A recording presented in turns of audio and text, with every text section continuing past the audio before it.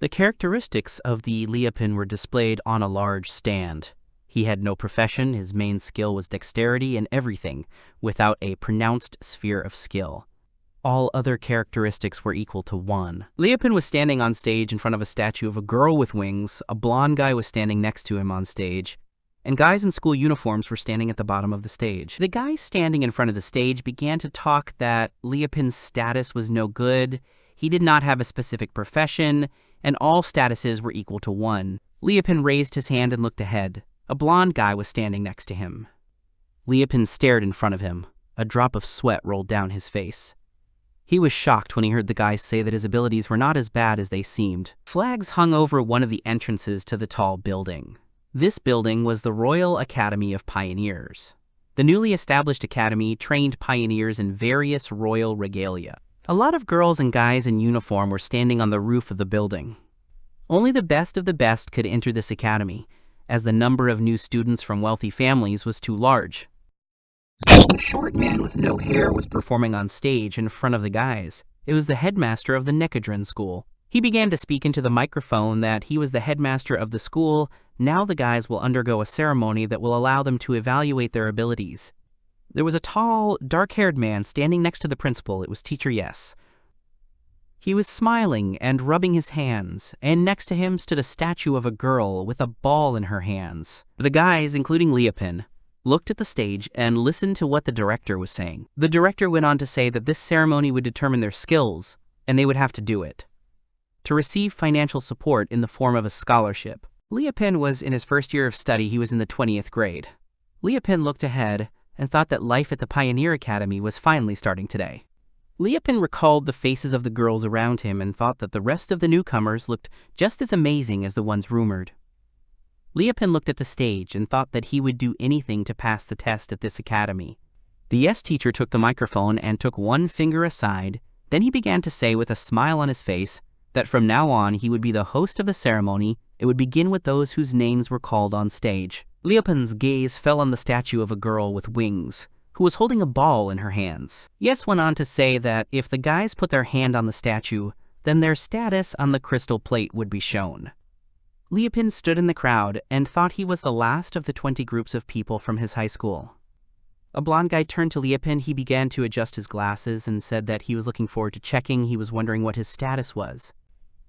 Liapin turned to the blonde guy. He put his finger to his face and said that it was surprising that Weiss was not confident in himself. Liapin himself was from the middle group, which is estimated that in sports. A student approached the statue of a girl with wings and leaned his hand against the ball. At this time, Liapin continued to say that the only reason he managed to enroll was because he had the most dexterous hands. Weiss took the medallion hanging from his neck in his hand and showed it to Liapin. Weiss said that Weiss carries this amulet with him. Liapin shouldn't talk so badly about himself.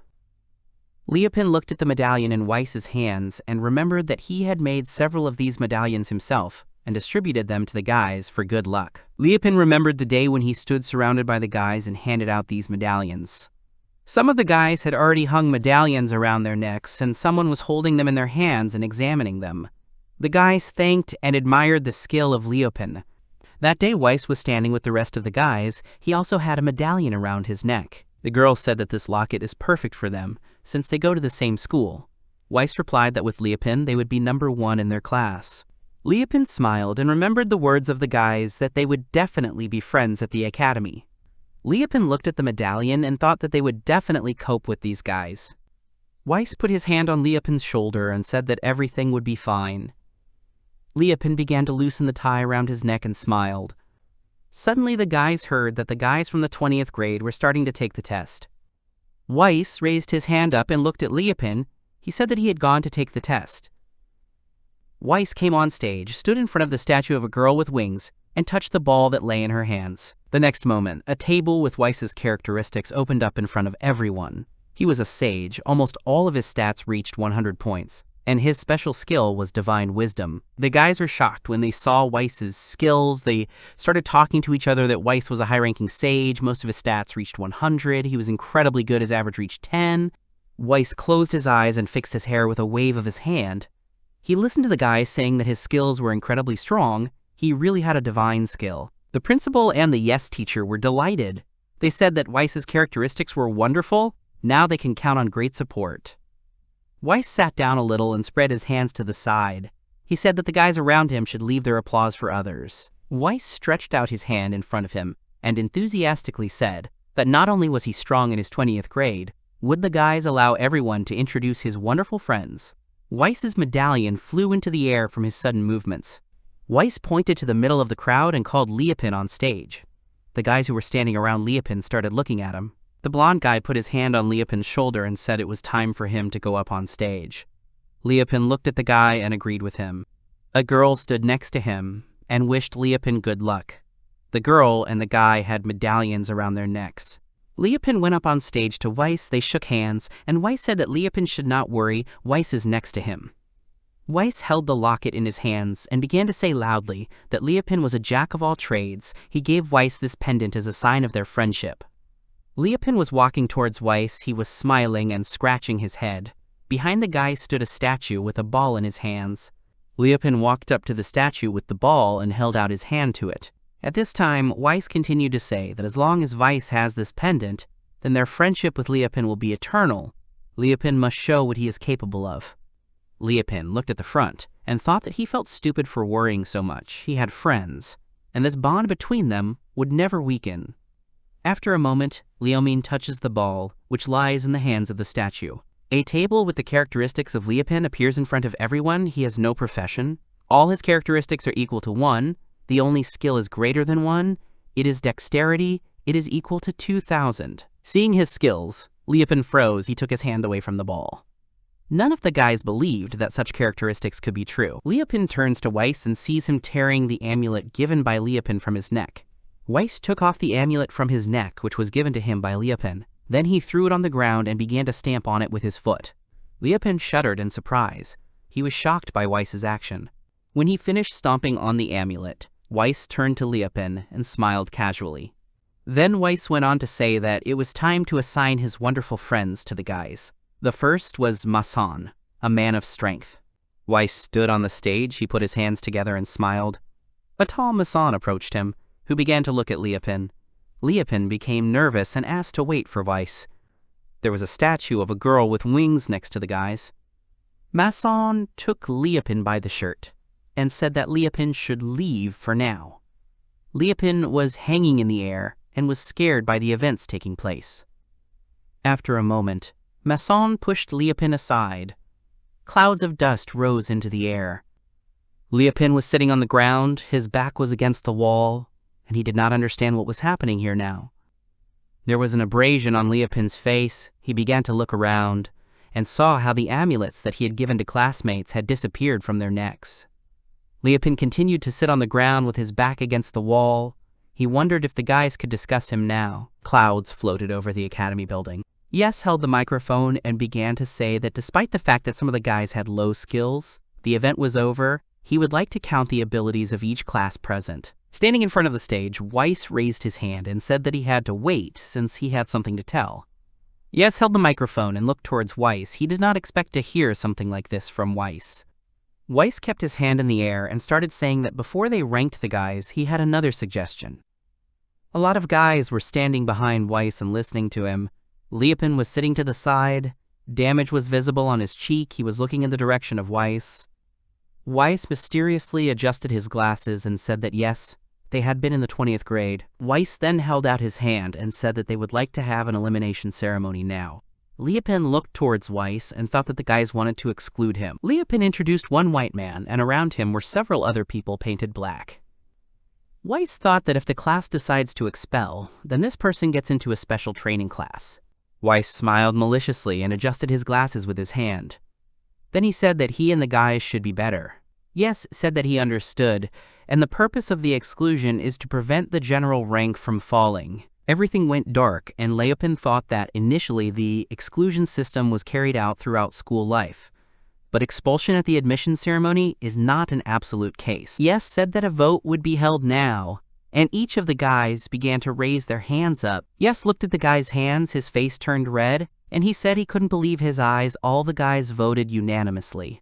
Yes started waving his arms in different directions and laughing loudly. Then he said with a smile on his face that Liapin was going to a special training class. Liapin sat leaning against the wall and thought that nothing mattered now.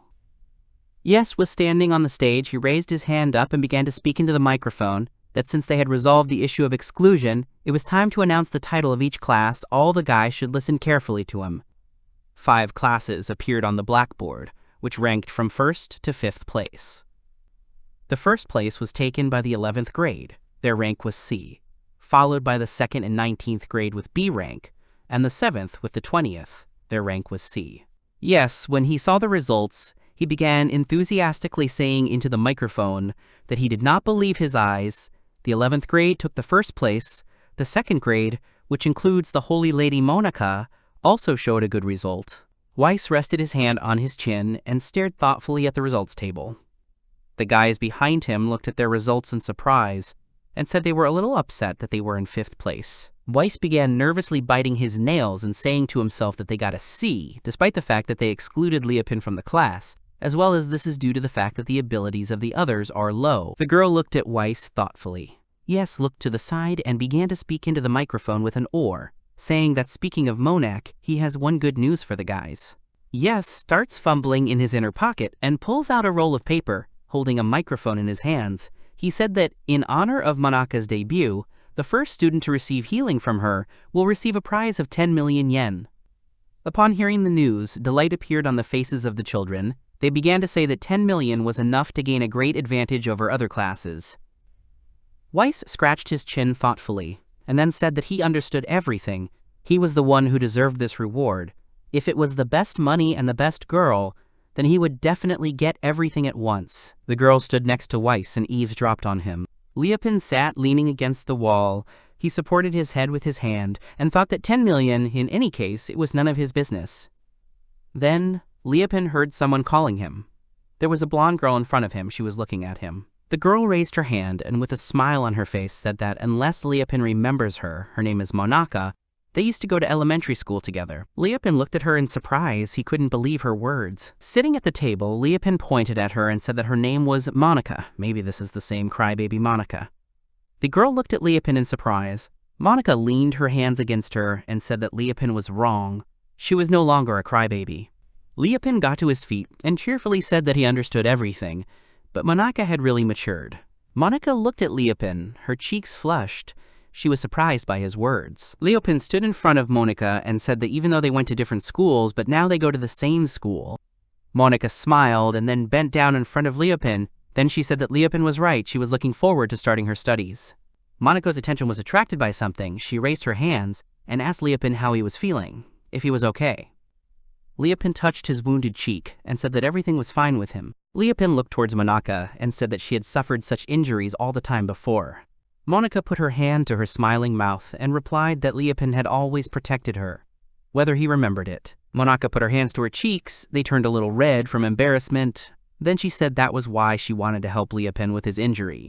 Liapin looked away and scratched his injured cheek with his finger. After a moment, Monica gets an idea. She starts waving both hands in front of Liapin's face and saying that Liapin needs to stand still. She will heal his wound right now. Liapin turned to Monica in surprise. Monica leaned her hand against Liapin's wounded cheek. Her face was flushed, and she was robo-staring at Liapin. Monica was concentrating on healing Liapin's cheek. Translucent bubbles began to leave her hands.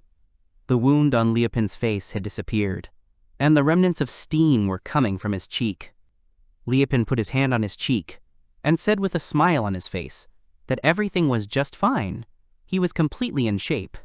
Monica put her hands together and smiled sweetly at Liapin. Monica closed her eyes and smiled. Broadly, she asked Liapin how he was feeling. This was her first attempt at healing. The sun was shining and clouds were passing over the castle. Liapin and Monica smiled sweetly at each other. Liapin looked to the side and wondered, what was the reason it had become so quiet here? The principal, the teacher, and the rest of the students were shocked. Their mouths were wide open in surprise. Several guys fell to the ground and started saying that they couldn't believe their eyes that Monica had healed Liapin. The principal and the teacher were speechless.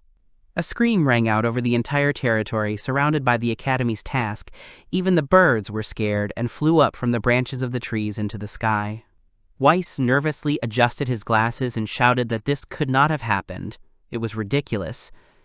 Why did Miss Monica have to bother with someone like Leopin? Masson went up to Weiss and started calling him. The guys started asking Weiss what was the reason he expelled Leopin from their class so quickly.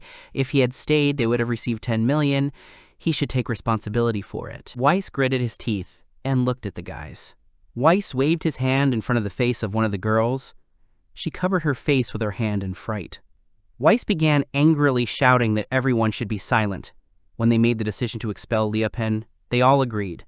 They could not reverse this decision. Monica put her hand to her face and listened in surprise as the guy shouted.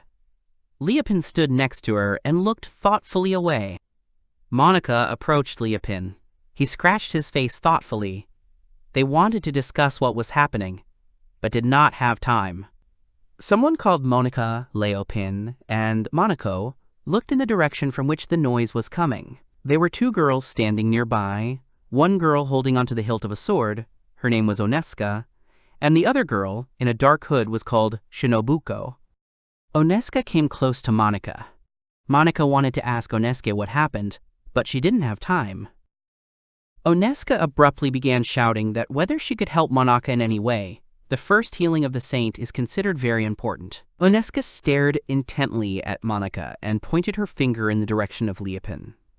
Oneska then said that Monica had done wrong to give the first healing to someone like Leopin. Leopin was stunned by the words he heard. Shinobuko looked at Monica and said that she agreed with Oneska's words. There are many who are willing to pay gold for the first healing performed by Monica. Monica stood in front of Shinobuko and said that Shinobuko should treat Leopin politely. She held her chin with her hand and said it was just ridiculous. Leopin and Oneska were standing next to the guys. Shinobuko pointed her finger at Leopin and said that giving her first-time healing to Leopin was not a very smart decision. Leopin was very surprised by what he heard and wondered what kind of nonsense this girl was talking about. Monica clenched her hand into a fist and replied that Oneska and Shinobuko should watch their manners and not call Leopin names. He is very important to her. Shinobuko took Monica's hand, and Oneska covered her mouth with her hand and said that Monica should calm down and be more careful in the future. A girl in black clothes stood behind. She covered her mouth with her hand in surprise. Leopin was watching what was happening. The principal and the teacher stood with their mouths open, not moving. Then an idea came to Yes's mind. He looked at the papers in his hands and began to say that everyone should be quiet. Now he will give the reward to Monaki. Yes took his hand behind his back, which contained the reward papers. The guys standing in front of the stage began to resent that there were many other rewards. Leopin scratched his head thoughtfully and listened to Yes's conversation that, in any case, life at school is fixed by magical devices, so the guys need to behave with dignity. Yes held a microphone in his hands and said that he was glad to meet the guys. Yes wants to say goodbye to the guys, but he is interrupted by the director, who began to take the microphone from Yes's hands. Yes was surprised by the director's action. The director began stroking his bald head and saying into the microphone that the academy needs golden eggs. That is, students in whom sponsors invest a lot of money. Students who do not earn money do not need the academy. They will be expelled. The director of the academy looked towards where Leopin was standing. He continued to say that the guys should be prepared for such consequences and try their best. Leopin looked at the director. He realized that it was about him now. The director finished his speech and began to smile. His bald head began to smoke. Yes stood next to him, and with tears in his eyes, said that he was sure that the director's speech had caused a storm of emotions among the students of the academy. The guys began to rejoice when they heard Yes's words that the guys could disperse.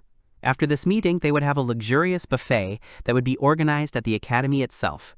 But this did not concern Leopin, since he was from a specialty class. Hearing this, Leopin was surprised. He scratched his face and thought that even so, there was no way to change it. Leopin walked out of the huge academy building. He was scratching the back of his head and trying to loosen the tightened tie around his neck. Leopin walked around the neighborhood and examined them. He walked up to the low bushes and was surprised to think that there really was nothing in the area. With one hand, Leopin loosened his tie and began to take it off. Then, Leopin sat down on the nearest round stone and thought that in this territory he was starting an independent pioneer life. Here he would have to live and cooperate with classmates, maybe even fight with other classes. A button appeared in the air in front of Leopin. He decides not to press it. By clicking the button, a table appears in front of it. Liapin thinks that he is left all alone. He does not understand why he does not have a profession, although his dexterity reaches a high level. Liapin flips through the cells with different skills and characteristics in his table. 2 cells with increasing agility and coordination caught his attention. Liapin put his hand to his chin. He sat on a rock and thought about how he didn't understand what kind of skill it was. It wasn't a ring of cells that opened up in front of Liapin, and Poe thought that he should try what this coordination skill means. He wants to translate dexterity into life. After thinking about all this, Liapin closes his eyes for a while. After a while, Liapin opens his eyes and sees on the table that the status has been changed. Health has increased, and dexterity has decreased, and the XP status has increased 1,000 times, and the MP status has decreased by 1. Seeing all this, Liapin jumped off the stone. He could not believe his eyes. He shouted that it couldn't be, as his health had increased 1,000-fold. Having calmed down, Liapin went to the screen with its characteristics. He rested one hand on his chin and moved his other hand across the screen. After thinking a little, Liapin decided that it was worth trying again. Liapin pressed on the characteristics and they changed. Some characteristics increased 200 times, and dexterity decreased from 1,900 to 600. Liapin looked at his characteristics and rejoiced. Standing in front of the screen with his characters, Liapin heard someone's voice. The guys were discussing that they were almost there. Liapin looked around but did not understand where the noise was coming from. There was no one around him. Liapin looked towards the academy. Several guys were standing on one of the roofs of the academy. The blonde guy put his hand to his forehead and looked into the distance. Then he said that the rest of the guys should look in that direction. Isn't this the loser who was expelled from the class? The dark-haired guy took the binoculars and began to look in the direction where Liapin was standing. The dark-haired guy started saying that his friend was right. They could play a game, thereby letting off steam, whoever hits the leopard with an arrow. That one of the guys won. Liapin looked at the guys and thought which of these guys would start shooting first. The blonde guy agreed to play. He pulled the bowstring and said that he would start shooting the bow first. Liapin could clearly see the outline of the arrow. He thought that this was his ability. The blonde guy, smiling, shot an arrow in the direction where Liapin was standing. The next moment, the leopard shortens and then grabs the arrow with his hand. Liapin picked up a flying arrow at him. He was surprised to do so. The guys on one of the roofs of the academy looked through a telescope. Seeing how Liapin deftly caught an arrow, they were shocked. The guys on the roof of the academy were alarmed and began to discuss that Liapin could not catch an arrow so easily. He was not even a martial artist. The guys called Liapin names. He, in turn, watched the reaction of the guys on the roof. Liapin touched the tip of the arrow tip, then swung with the words that he did not understand what was happening to the guys. He returned the arrow to the owner. Swinging hard, Liapin throws towards the academy. The arrow flying scattered through the air. An arrow flashed in front of the 3 guys who were on one of the roofs of the academy. The guys had spare arrows on their belts. An arrow leaked past the guys and stuck into the wall. The guys looked in front of them. Beads of sweat stood out on their faces. They were scared and did not expect that Liapin was capable of such a thing. The stele was half sticking out of the wall behind the guys. A moment later, the guys collapsed to the floor. Their arrows scattered next to them. The guys started talking in panic that Liapin had thrown the arrow back. But how is this possible? It's just beyond the usual skills. Liapin is a monster. Liapin put his hand to his forehead and tried to look at the guys on one of the roofs of the academy. He saw people crowding on the roof. Liapin said that's what happens when you shoot people. Liapin stood still and looked at his hand. He thought that it was not the guys, but his strength, he did not understand how this was possible.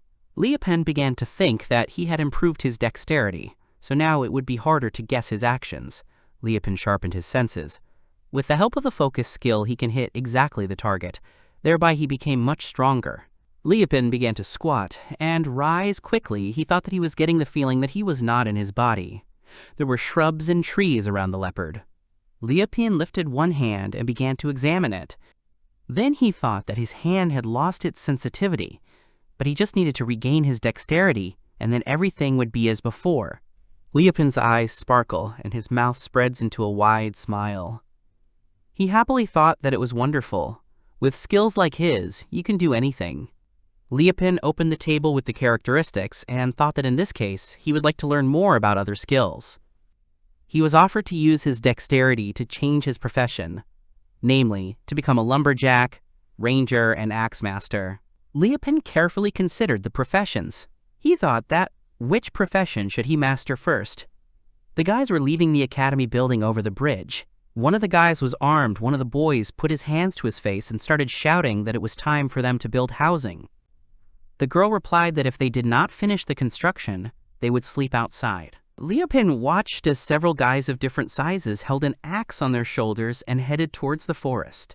One of the guys said that he was not going to sleep outside. He and his team had a lot of things to do. The guys wished them good luck. Liupin looked in the direction from which the noise was coming. He thought that if you think about it, then he also needs a place to live first. Liupin opened the characteristics screen and began to swipe his finger over it. Then Liupino said it was worth starting with that. He chose the ranger profession, which helped to improve his skills of waiting in difficult conditions. Liupin looked at the screen and thought that this skill is passive, although it is very effective due to its presence, even if the owner does not use it. Different cells appeared and disappeared on the screen in front of Liupin. Liupin went to the front. He was adjusting his gloves and thought that everything should go well. First, he needed tools, such as knives and axes. Liupin squatted down and picked up a stone from the ground. He thought that it was necessary to find hard, durable, sharp, and cracked stones. Their size and shape are important. Several guys appeared behind Liupin. They were armed with axes. The guys called Liupin names and asked what Liupin had forgotten here. Was he really looking for stones? Liupin looked at the guys standing behind him in surprise. The dark-haired guy came up to the tree. He was holding an axe and said that Liupin was probably just crazy. Liupin just needed to get out of the way. Liupino looked at the guys in silence and thought that they could say anything about him. Liupin picked up a stone from the ground. He thought that the stone was quite suitable, but he needed to prepare it for work. Liupin began to sharpen a stone on a large boulder. After finishing sharpening, Liupin began to examine the stone and thought that it was a good knife. Liupin used a sharp stone to cut a thread that was hanging on a tree. Liupin examined the stone and thought that it was sharp enough, and if you tie it and another sharp stone, you will get an axe. Liupin held up his hand, which held his homemade axe. He exclaimed that everything was ready. Now he has a forest stone axe. A column of sunlight fell on Liupin from the parted clouds. Then a screen with characteristics appeared in front of Liupin. On it, it was written that the level of Liupin was increased. Liupin was surprised. He thought that how is this possible? Because he hadn't done much. Liupina considered his characteristics, and a new profession appeared in the School of Professions, an appraiser. And just like that, Liupin's agility increased from 600 to 700. Liupina was surprised by the characteristics on the screen. He said that his dexterity had increased by 100. It seems to him that the increase in status with an increase in level was no more than 5. Liupin was pleased. He looked at the screen and thought that now he could become an appraiser. This skill would be very useful with his dexterity. Butterflies began to fly around the leopard and the screen. In the table with the characteristics, Liupin changed his profession to an appraiser. Then he picked up an axe and said it was time to try out the profession and see what the axe he made was worth. The characteristics appeared before the Liupin axe. Its quality level reached 10. The main feature of the axe is that its cutting power is much greater than that of an iron axe, thanks to various bonuses. Liupin couldn't believe the words he read in the characteristics of the axe. Liupin raised an axe above himself and said that it was very cool. The guys from the academy were standing nearby, chopping down trees. They were all sweating and looking at the screaming Liupin. The guys from the academy peeked at Liupin from behind a tree. They discussed that Liupin was so stupid that he was happy with an axe made of stone. He looked like an esophageal man. Liupin was holding an axe in his hands and heard the guys talking. Liupin stepped aside, using the characteristics screen, switched the profession of an appraiser to a lumberjack. Liupin thought that he was wondering if the guys would be like this for the rest of their lives, or if they could change. Switching his profession to a woodcutter, Liupino walked up to the tree and was ready to start chopping it down. The guys stood nearby and watched him. They began to laugh and discuss that Liupin looks ridiculous when he is going to chop down a tree with this axe. Liupin started swinging and shouted a little.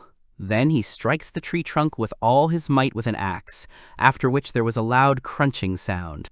Liupin looked at the tree and continued to chop it. Without stopping, he cut a hole in the trunk of the tree and after a moment the fluffy crown of the tree began to wobble. Liapin said in surprise that the tree was falling now. A large tree began to fall towards the guys from the academy. They were very scared. When the tree reached the ground, there was a loud noise.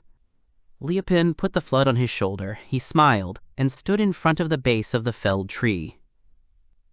The lush crown of the tree lay to the side, and next to it, who was on the ground, who was standing, were the very scared guys from the academy. Clouds of dust rose into the air. One of the guys shouted that he was surprised and thought that Liapin had no profession. The leopard was passing through a flood of centimeters by centimeters on a tree lying on the ground. He intended to divide it into several parts. Liapin examined the wooden bars he had made. The characteristics appeared in front of him. The amount of wood was 10 pieces. The quality level reached 11. The wood could be used in construction. The guys looked at Liapin dumbfounded. All with one voice said that Liapin did not deserve such a large tree. They themselves used it for its intended purpose. Liapin needed to leave the tree in place and just go away. Liapin was standing by his wooden bars. He poured an axe on his shoulder and said that the guys should not do this, because they were being watched by supporters. The guys armed with axes stood in front of Liapin and told him to keep quiet. The blonde guy furiously said that they would not lose their rating if they offended someone like Liapin, who is in a special class. If they do, they will even be praised for it. Liapin looked away and scratched his face thoughtfully. Then he said that he didn't mean it at all. Hearing Liapin's words, the guys' mouths opened wide. They were shocked by such a response from Liapin. Liapin held an axe on his shoulder and calmly said that they had all just entered this academy because the guys did not want to embarrass themselves in front of their supporters. After hearing Liapin's words, the guys lied in rage. Their faces turned red with anger. The guys rushed at Liapin. They shouted that they would definitely defeat Liapin. He had better run away. Liapin stood still and held the axe on his shoulder. Liapin exhaled heavily and said that he had no other choice. Liapin took the axe in his hand and opened the table with the characteristics. He thought that maybe the guys are professionals in combat, but he can take advantage of a change of profession. The guys approached Liapin, and he, in turn, activated the weapon destruction skill. Liapin knocked the weapons out of the guys' hands with several blows. Realizing what was happening, the guys fell into shock. Liapin looked at the guys with a calm and focused gaze. Fragments of broken weapons were flying around him. Liapin thought that, who has now shown himself to be a professional in the martial art. The guys stood up and looked at the handles of their axes in surprise. The axe itself was missing. After all, the guys shouted at the surrounding forest. They did not understand how such a thing could happen. The guys turned to each other and raised their hands in front of them. They were shocked by what was happening and started talking that they didn't understand what was going on. How could they lose to a man like Liapin? A piece of an axe and fragments from it lay on the ground. The guys looked at him and said that if the whole class found out about their loss, what would happen then? They were in complete despair. Liapin looked at the guys without taking his eyes off them and listened to their conversations. The guys were sitting on the ground and deciding what to do next. Then Liapin sticks his axe made of stone into the ground. The guys were very scared when they saw it. Horror was reflected on their faces. Liapin came up to the guys and sat down next to them. The guys silently looked at Liapin's smiling face. Liapin broke the silence and asked the guys that they had already decided what they were going to do next. From the sweetened, the guys panicked and turned pale. The guys got up and started running away from Liapin. They covered their tear-stained face with their hands and asked him for forgiveness. Liapin watched the guys in surprise. Then he stood up and took the axe in his hands. A light appeared above the leopard, which meant an increase in the level. Liapin opened the table with the characteristics and saw that another profession, such as carpenter, had become available to him. He was very happy about it. Liapin looked at the chart with a smile on his face and thought that the carpenter profession was perfect for him. Liapin joined his hands together and said that he had decided everything he would start to cost the house. Mountains and forests surrounded Liapin. Liapin smiled and rolled up the sleeves of his white shirt. He said that now that he had changed his profession to carpentry, he needed to try to build a house for himself. Liapin was still in the thicket of the forest. Liapin put his hand to his chin and looked away. Then he began to say that most likely these materials would not be enough. He needed to think about transportation. After a little thought, he has a great idea in his head. After a while, Liapin built a wagon out of wood. He looked at her and was glad of the successful work. Next to the cart, Leopin could see its characteristics. Its quality level reached 22. It helps to transport large loads. Leopin continued to tinker with the cart. He thought that all that remained was to chop and load the material he would need. Meanwhile, the guys from other classes were near the academy. Each of the guys was busy with his own business, while they talked that they had limited their property with this sign. Leopin walked at the beginning of the cart and dragged it behind him. It was overflowing with wood materials. Leopin listened to the conversations of the guys and thought that he was surprised that each class has its own piece of land. Leopin put his hand to his forehead and looked away. He stopped the cart and thought that he was wondering where his plot was located, a funny fact. But Leopin's senses and eyesight improved.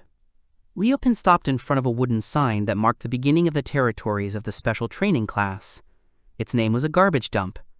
Leopin stared thoughtfully at the wooden signpost in the middle of the narrow path.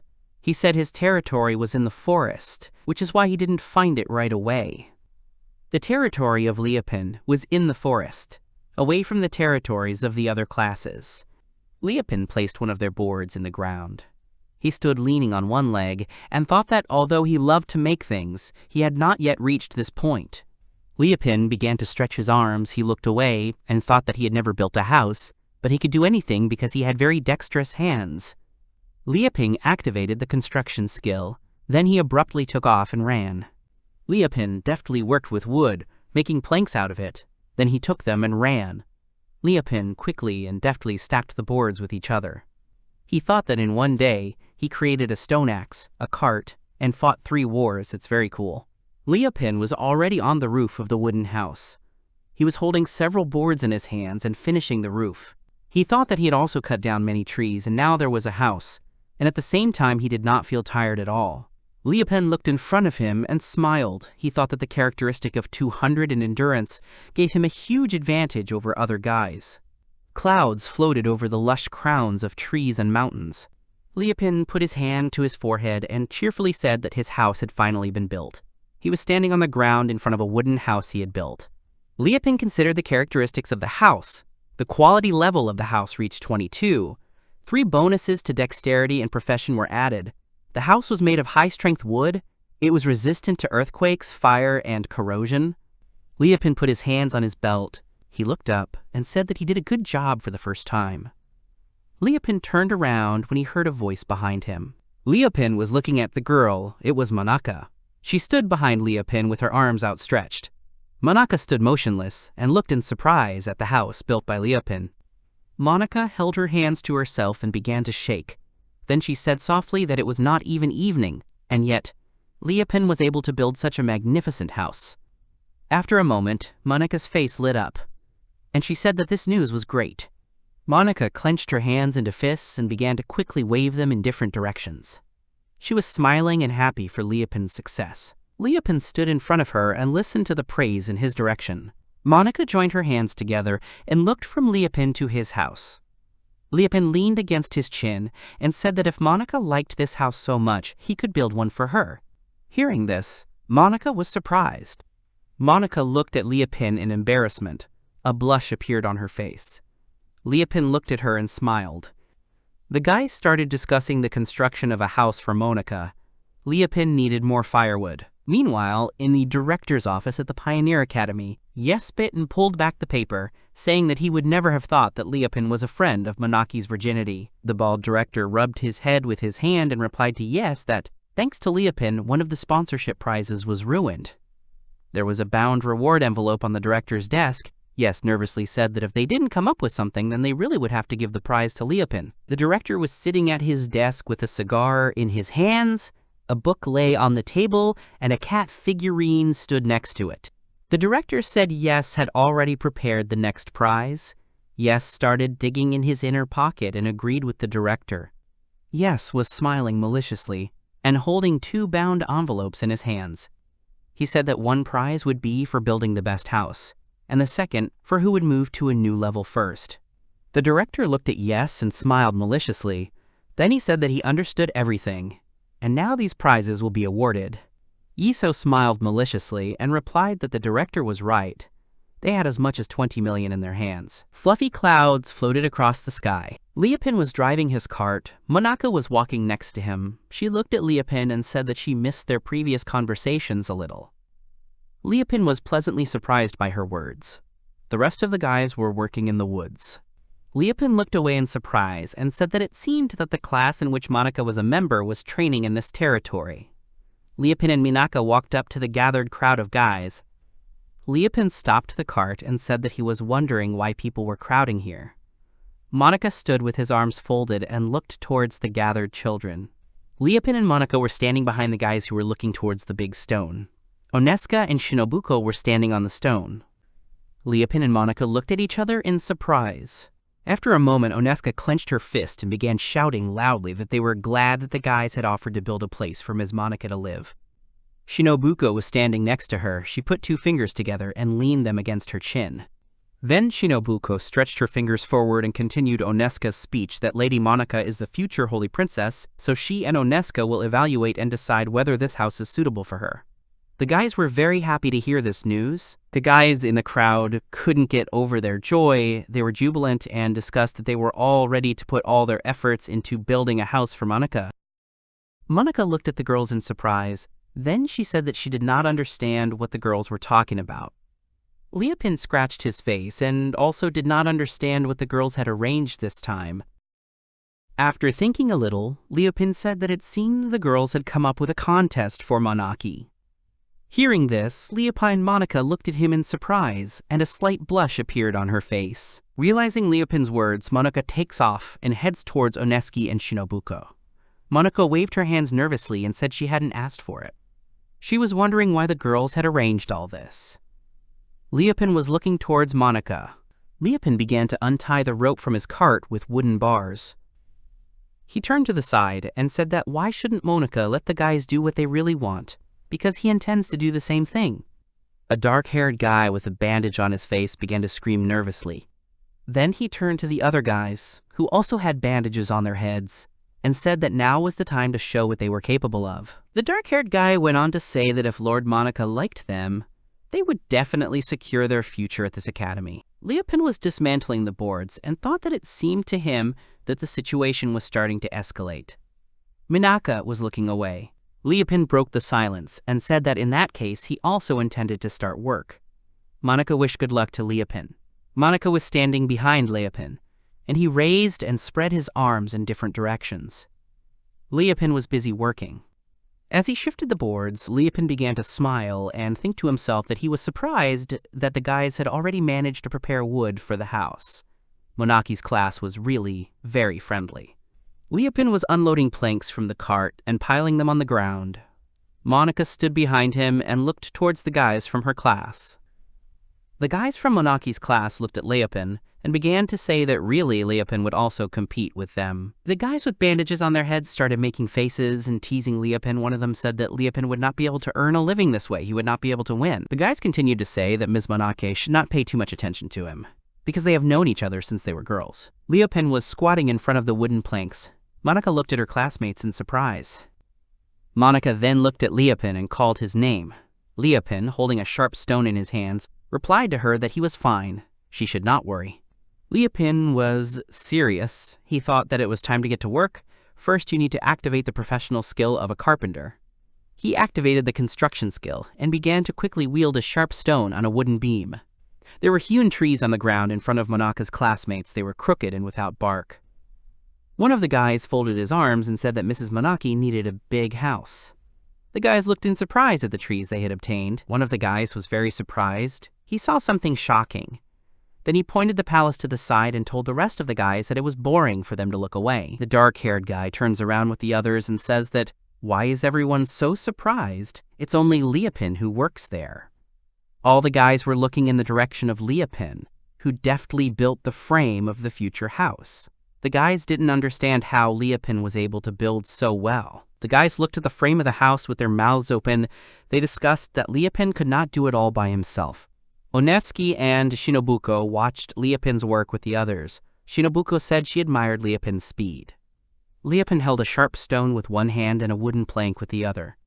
The guys around him said that Liapin Ude managed to build the second floor. Even those guys who have the skill of construction cannot do the same as Liepin.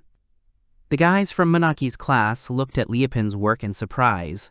Then each in turn found themselves on the ground. They were shocked and did not understand how this was possible. After a while, a completed wooden house stood in front of Liepin. He saw its characteristics. The quality level of the house reached 23. The house had the same characteristics as the house of Liepin himself. Liepin was pleased with his work. He rubbed his dirty nose with his hand. Monika leaned her hand on her chin and gazed at the windows of the house, and the house itself in fascination. There was a dark-haired girl next to the guys. Liepin looked at the house and enthusiastically said that the house was perfect for Monaki. When he was sorting out the construction materials of the guys, he found high-strength kinohi wood. Monika continued to look at the house with admiring eyes. Monika clasped her hands together, a blush visible on her face. Monika enthusiastically said that she was very grateful to Liepin and could not believe that he had built a truly beautiful house for her. Monika embarrassedly continued to say that she did not think she would receive such a gift from Liepin. Liepin looked at her smiling. He said that he was pleased to see Monika happy. The next moment, Monika notices something. She tells Liepin in front of all the guys that he has dirt on his face and she's going to wipe it off. Liepin replies that he is fine. Hearing this conversation, the surrounding people open their mouths in surprise. Liepin held his hands out in front of him and told Monika that she should not get close to him. Otherwise, she might smell his sweat. Monika was holding a raft in her hands and cheerfully told Liepin that sweat is the work of a carpenter. Monika was wiping Liepin's face with her handkerchief. She smiled and said that she always liked the smell of sweat. Monika leaned against Liepin's arm. She closed her eyes and said that she always did this when she was still a little girl. Monika's eyes widened, and her face turned red. She abruptly moved away from Liepin, shouting that she was very sorry. Such an act was rude. Liepin looked at Monika's confused face in surprise. Monika covered her face with her hands and started running away. Liepin stared after her in surprise. The surrounding guys asked if Ms. Monika was okay. Liepin looked away and thought that he did not understand Monika's behavior. Then someone appears in front of the house that Liepin built. A young blonde man with glasses was standing in front of the house. His name was Weiss. He was a first-year student and was in the 20th grade. Children from different classes stood around the house that Liepin had built and looked at it. Liepin himself was standing next to him, one hand in his pocket, the other hand thoughtfully scratching the back of his head. Weiss adjusted his glasses with his hand and said that he did not believe that this house was built by Liepin, since he did not even have a profession. If it was still true, then why should he, one of the wisest in the academy, engage in design? Weiss began to inspect various details of the treated wood and the connections of the fasteners. After reviewing all this, Weiss was surprised. Weiss was looking at the guys who were making a house for Monaka. Weiss began to shout loudly that for some reason the house, according to his design, turned out to be so worthless. Several guys standing behind Weiss looked at the house made by Liepin and said with one voice that this house looks cool. Weiss turned around and listened to what the guys were talking about. The guy in the dark hood and the rest of the guys opened their mouths in surprise and asked if Liepin could have built such a house with his own hands. Weiss gritted his teeth in anger and looked at the guys who were discussing Liepin and his skills. The girl stood in front of the Weiss and showed the string. Then she said that they were building a house, because she told Weiss why there was such a difference between their house and Liepin's house. Maybe it wasn't worth expelling Liepin after all. Weiss told everyone to shut up. Weiss adjusted his glasses and pointed his finger forward. Then he loudly said that he was a wise man, and therefore he was right. The guy's hut was so poor only because it was built by people like them. Upon hearing this, the guys were shocked. The guys and Weiss started talking and blaming each other. Meanwhile, Liepin put his hand to his forehead and thought that the guys from the 20th grade constantly have some kind of problems. When he looks at their territories, he realizes that this is true. Liepin looked at the construction of the guys and activated the assessment ability. She showed that this building is a third-rate shack that has poor characteristics. Liepin touched one of the planks of the structure and thought that it was really terrible. If there was a small earthquake, it could cause a collapse. Liepin heard someone calling him. Liepin turns around and sees two guys walking towards him. The blonde guy started shouting that Liepin had deceived them. He had no profession. He could not stand such a good house. Liepin scratched his head and said he didn't understand what the guys were talking about. The blonde guy walked up to Liapin and took him by the shirt. The impact knocks Liapin's back against the boards. He turns around and sees how the board has cracked, from a slight touch to it. After a moment, the entire structure crumbles. Liapin and the blonde guy are surprised to see the destruction of the house. A grimace of horror appears on the face of the blonde guy. One of the parts of the building flew up, the logs of neighboring buildings began to collapse, all accompanied by loud noises. All the structures made by the guys ended up on the ground. They were completely destroyed. Some of the guys who were engaged in construction almost suffered from the destruction. Liapin stood and watched what was happening. The blonde guy was standing behind Liapin. He was terrified. Weiss and the rest of the guys were gripped by fear. The guys who were engaged in construction fell to the ground. They said that, how is this possible? They spent so much time on construction, and all in vain. The guys started blaming Liapin for what happened. He looked in the direction of the guys and thought that it was definitely not his fault. Monica and her classmates left the house that Liapin had built. They looked around, wondering what kind of noise was going on around them. Monica looked at the destroyed buildings and asked Liapin if he knew what had happened here. Liapin replied that Monica should not worry. It would be easier if she forgot about it. Monica was on the second floor of the house. Smiling, she told Liapin that she wanted to introduce him to her class, whether he would be able to come to their house. Liapin kept his hands in his pockets and looked at the top. He smiled and agreed to Monica's proposal. Liapin was leaning against the front door. Monica approached her classmates and said with a smile on their faces that it was worth looking at the front door, double swing doors through which you can easily enter. Liapin looked at Monica, who was talking to her classmates about Liapin and his skills. Monica praised the house built by Liapin. He listened to all this and smiled. Oneski and Shinobuko appear out of nowhere next to Liapin, and Liapin is startled by surprise. The girls began to discuss that they did not expect such a good result from Liapin. Liapin asked the girls not to scare him like that anymore.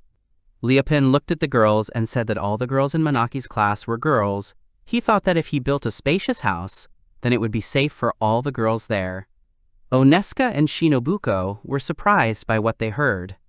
Liapin leaned against the door with his back. He took one hand aside and asked the girls that it would really be safer for them. The girls stood and looked at Liapin in silence. Then they lied about the silence and said that they did not expect that Liapin was an attentive person on the ring. Liapin began to smile and asked what the girls had just complimented him on. Liapin stiffened a little at the objection. She put her hands together and said that Liapin rejoices early. Of course, their opinion has changed because of his actions, but not too much. Shinobuko stood by and agreed with Oneska. Liapin wondered why the opinion hadn't changed much. The girls began to take Liapin out of the house, saying that of course they were grateful to him for today, but it was time for Monaki and Liapin to leave this house. The door closed in front of Liapin's face. The girls on the other side of the door said that Liapin also needed to stop communicating with Monaka. Liapin stood in front of the closed door and thought. On the other side of the door, the girls sighed lightly. Then Oneska pressed her hand to herself and with a smile on her face, said that the smell in the house was too beautiful. Shinobuko stood next to him with her fingers pressed at her chin and agreed with every word Oneski said. Then Oneska clenched her hands into fists and happily said that their opinion of Liapin had changed. Shinobuko raised her hands up and leaned in different directions, saying that the smell in the house was so soothing. Liapin was standing at the door and heard strange noises and noises behind the closed door. He would shave and thought that he could actually hear all the girls talking. Liapin walked a little away from the entrance to the house. He scratched his head and thought that he was wondering what Monaka would do next. On the other side of the house stood the teacher and the director. Yes raised his hand and began to say loudly that the director should take a look at this house. The director stroked his bald head with his hand and said that he was surprised how the guys were able to build this 2-story house in such a short time and with such a small amount of materials. Yes stood by and smiled. Yes turned to the guys who were holding some wooden materials. Yes said he doesn't know what happened to the guys, but the rest of the house is destroyed for some reason. The director and Yes began to enter Monaki's house. The director came in the door and looking at Yes said that the students who built this house would bring golden eggs to the academy. Yes walked next to the director. He was wondering who built this house. Monica turned to the principal and the teacher. She smiled and greeted them. The principal and the teacher were standing in front of the girls in the house. The adults were surprised to discuss that it was expected that St. Monica's class would build the house. Yes had an idea in his head. He rubbed his chin with his hand, then leaned over to Monica and said, "Can Mrs. Monica tell who made this beautiful house for her?" Monica stared in front of her and silently listened to the teacher. Then she put her hands together, she began to smile broadly, and said that the house was built by the man whom she respects with all her heart. Yes, and the director of the academy began to have holy eyes. Yes held a bandaged bundle in front of him. He loomed over Monica and said that she urgently needed to tell them the name of this man. Monica was a little scared by Yes's outburst. Monica was ready to give the man's name. Yes, and the director looked at Monica with a smile on their face, waiting to hear the name of the person who built this house. Monica said half of Leopine's name and was interrupted. Yes screamed loudly and tore the bundle with both hands. The director looked at Monica and clenched his teeth in anger. The rest of the girls from her class were standing next to Monica. She asked in surprise that she might have said something wrong. The director and Yes headed towards the exit. Yes turned to Monica and said that everything was fine, she had nothing to worry about, it was time for them to go. Yes and the director were moving away from the girls. The director slapped his hand on his bald head. He walked ahead and gritted his teeth and said that it was all a waste of time. The director and Yes were standing in front of the front door. Yes rubbed his hands and said that he thought that Leopin was alone in the forest surrounded by garbage. A light appeared in front of the adults. They were delighted and said that this light meant that someone had raised the level. The director and Yes rushed out of the house, saying that they needed to see the one who had raised his level as soon as possible and present him with an award. The director and Yes ran outside. They started smiling broadly and saying that they were congratulating on the level increase. Yes held out his hand with a gift package. He and the director saw that the person who raised his level first was Leopin. They were speechless. Leopin stood and ran his finger over the screen with his characteristics. Leopin noticed the director and, Yes, he turned to them and asked why the faces looked so strange. The adults glared at Leopin. They clenched their teeth and shook with anger. Then the director and Yes sat down a bit and started shouting loudly. Leopin and the rest of the guys who were busy building looked in surprise at the screaming adults. The director and Yes shouted with one voice that this could not be true. Then they took off and started running away. Leopin and the rest of the guys stared in surprise at the trail of the fleeing adults. Leopin looked away and thought that of course he was wondering why the adults had come here. But first it was more important to check their status again. Leopin looked at the table with his characteristics in surprise. A new profession has appeared in the status of professions, ninja. Leopin looked at the characteristics and thought that ninja is one of the most mobile professions. Leopin imagined a ninja standing in the middle of a night street, people lying unconscious around him. He was thinking that after increasing his level, the ninja profession was added to the list of professions that he could use. Leopin was sitting in front of the house. There was a small window behind him. He put his hand to his chin and thought that this profession was pretty cool. It was one of the most advanced professions. Leopin imagined the appearance of a ninja with a sword in his hands and thought that the ninja was one of the varieties of the assassin that originated in the East. Leopin remembered Shinobuku's appearance and thought that, if you think about it, Shinobuko from Monaki's class was also a ninja. Leopin looked at the screen and thought that Shinobuko looked quite unique. Would he, a man who has no profession, become the same? Leopin was looking at a table with the changed status of a carpenter to a ninja, which has a unique speed, accuracy, and throwing of hand weapons. He thought there was probably no point in worrying about it. Leopin took a small log and placed it on a large stump. With a smile on his face, Leopin began to work with a log and thought that he needed to start making shurikens. After a while, instead of a log, there were several wooden shurikens on the stump. Leopin looked at them and activated the evaluation ability. Their quality reached 20. They had high quality, great power, and strong accuracy. Leopin looked towards the tall tree and thought it would be just right. Then he took several shurikens in his hands and began to throw them into the air in turn. One shuriken stuck into a tree, and several leaves fell from the tree. Leopin looked at the tree and enthusiastically said that they were much more powerful than he thought. He would need to make more of them. Several more shurikens stuck into the tree. Leopin went to the tree and began to take them out one by one. He heard a rustle behind him and turned around. There was a group of guys behind Liepin. One of the guys asked, smiling, that they had come to see Liepin.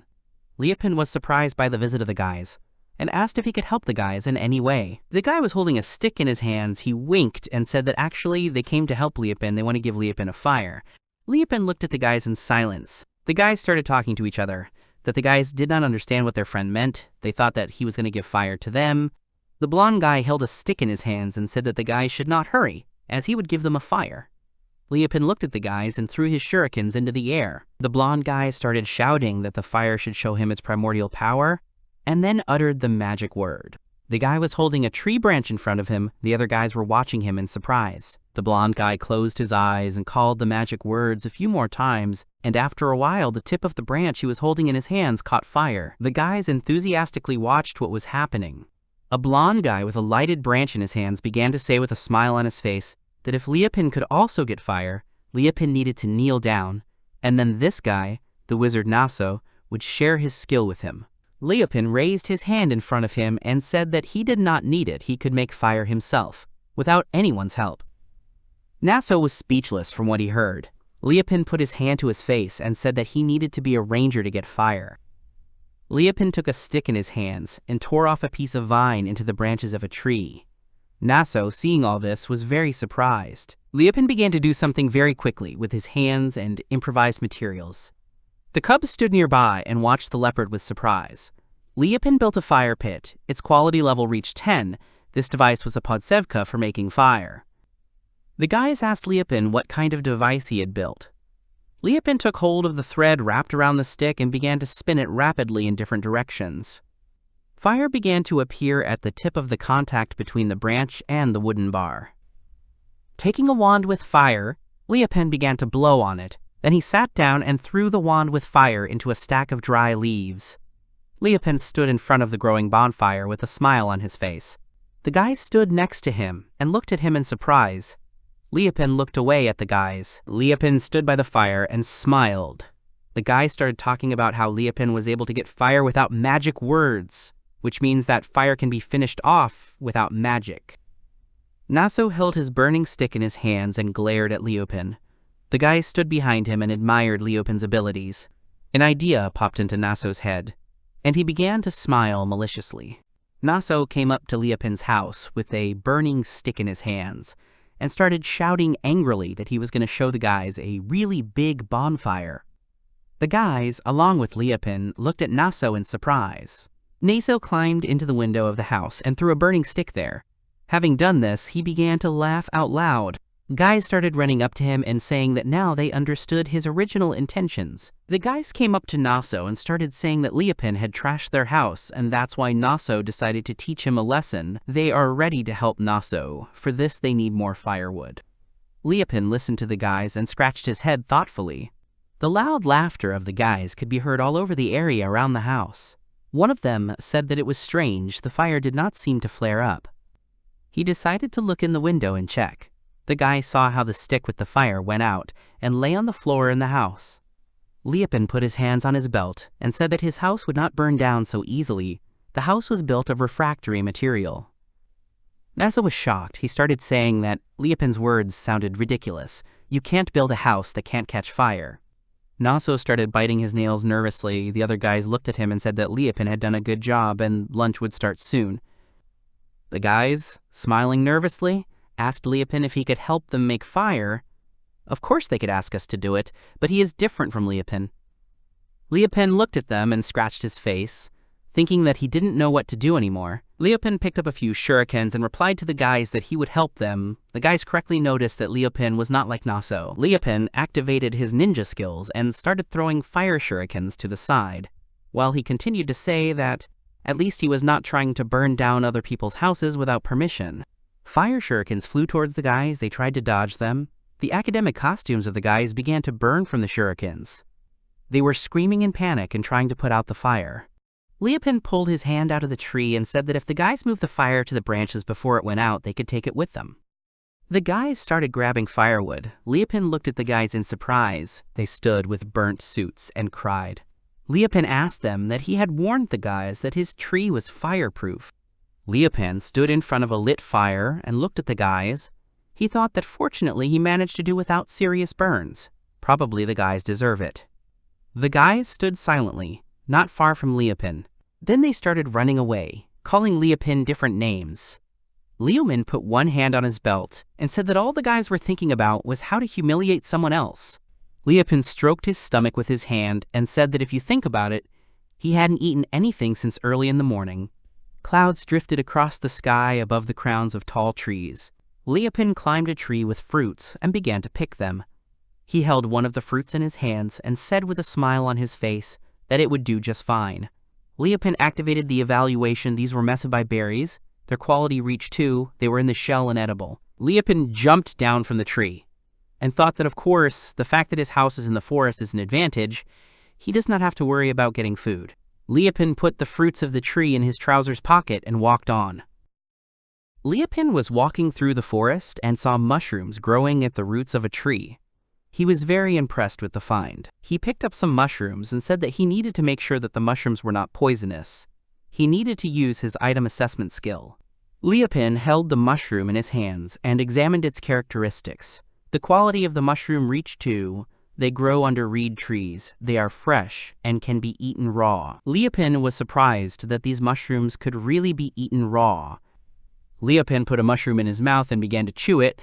Then he said that mushrooms chew well. If they are also seasoned with spices, it will taste even better.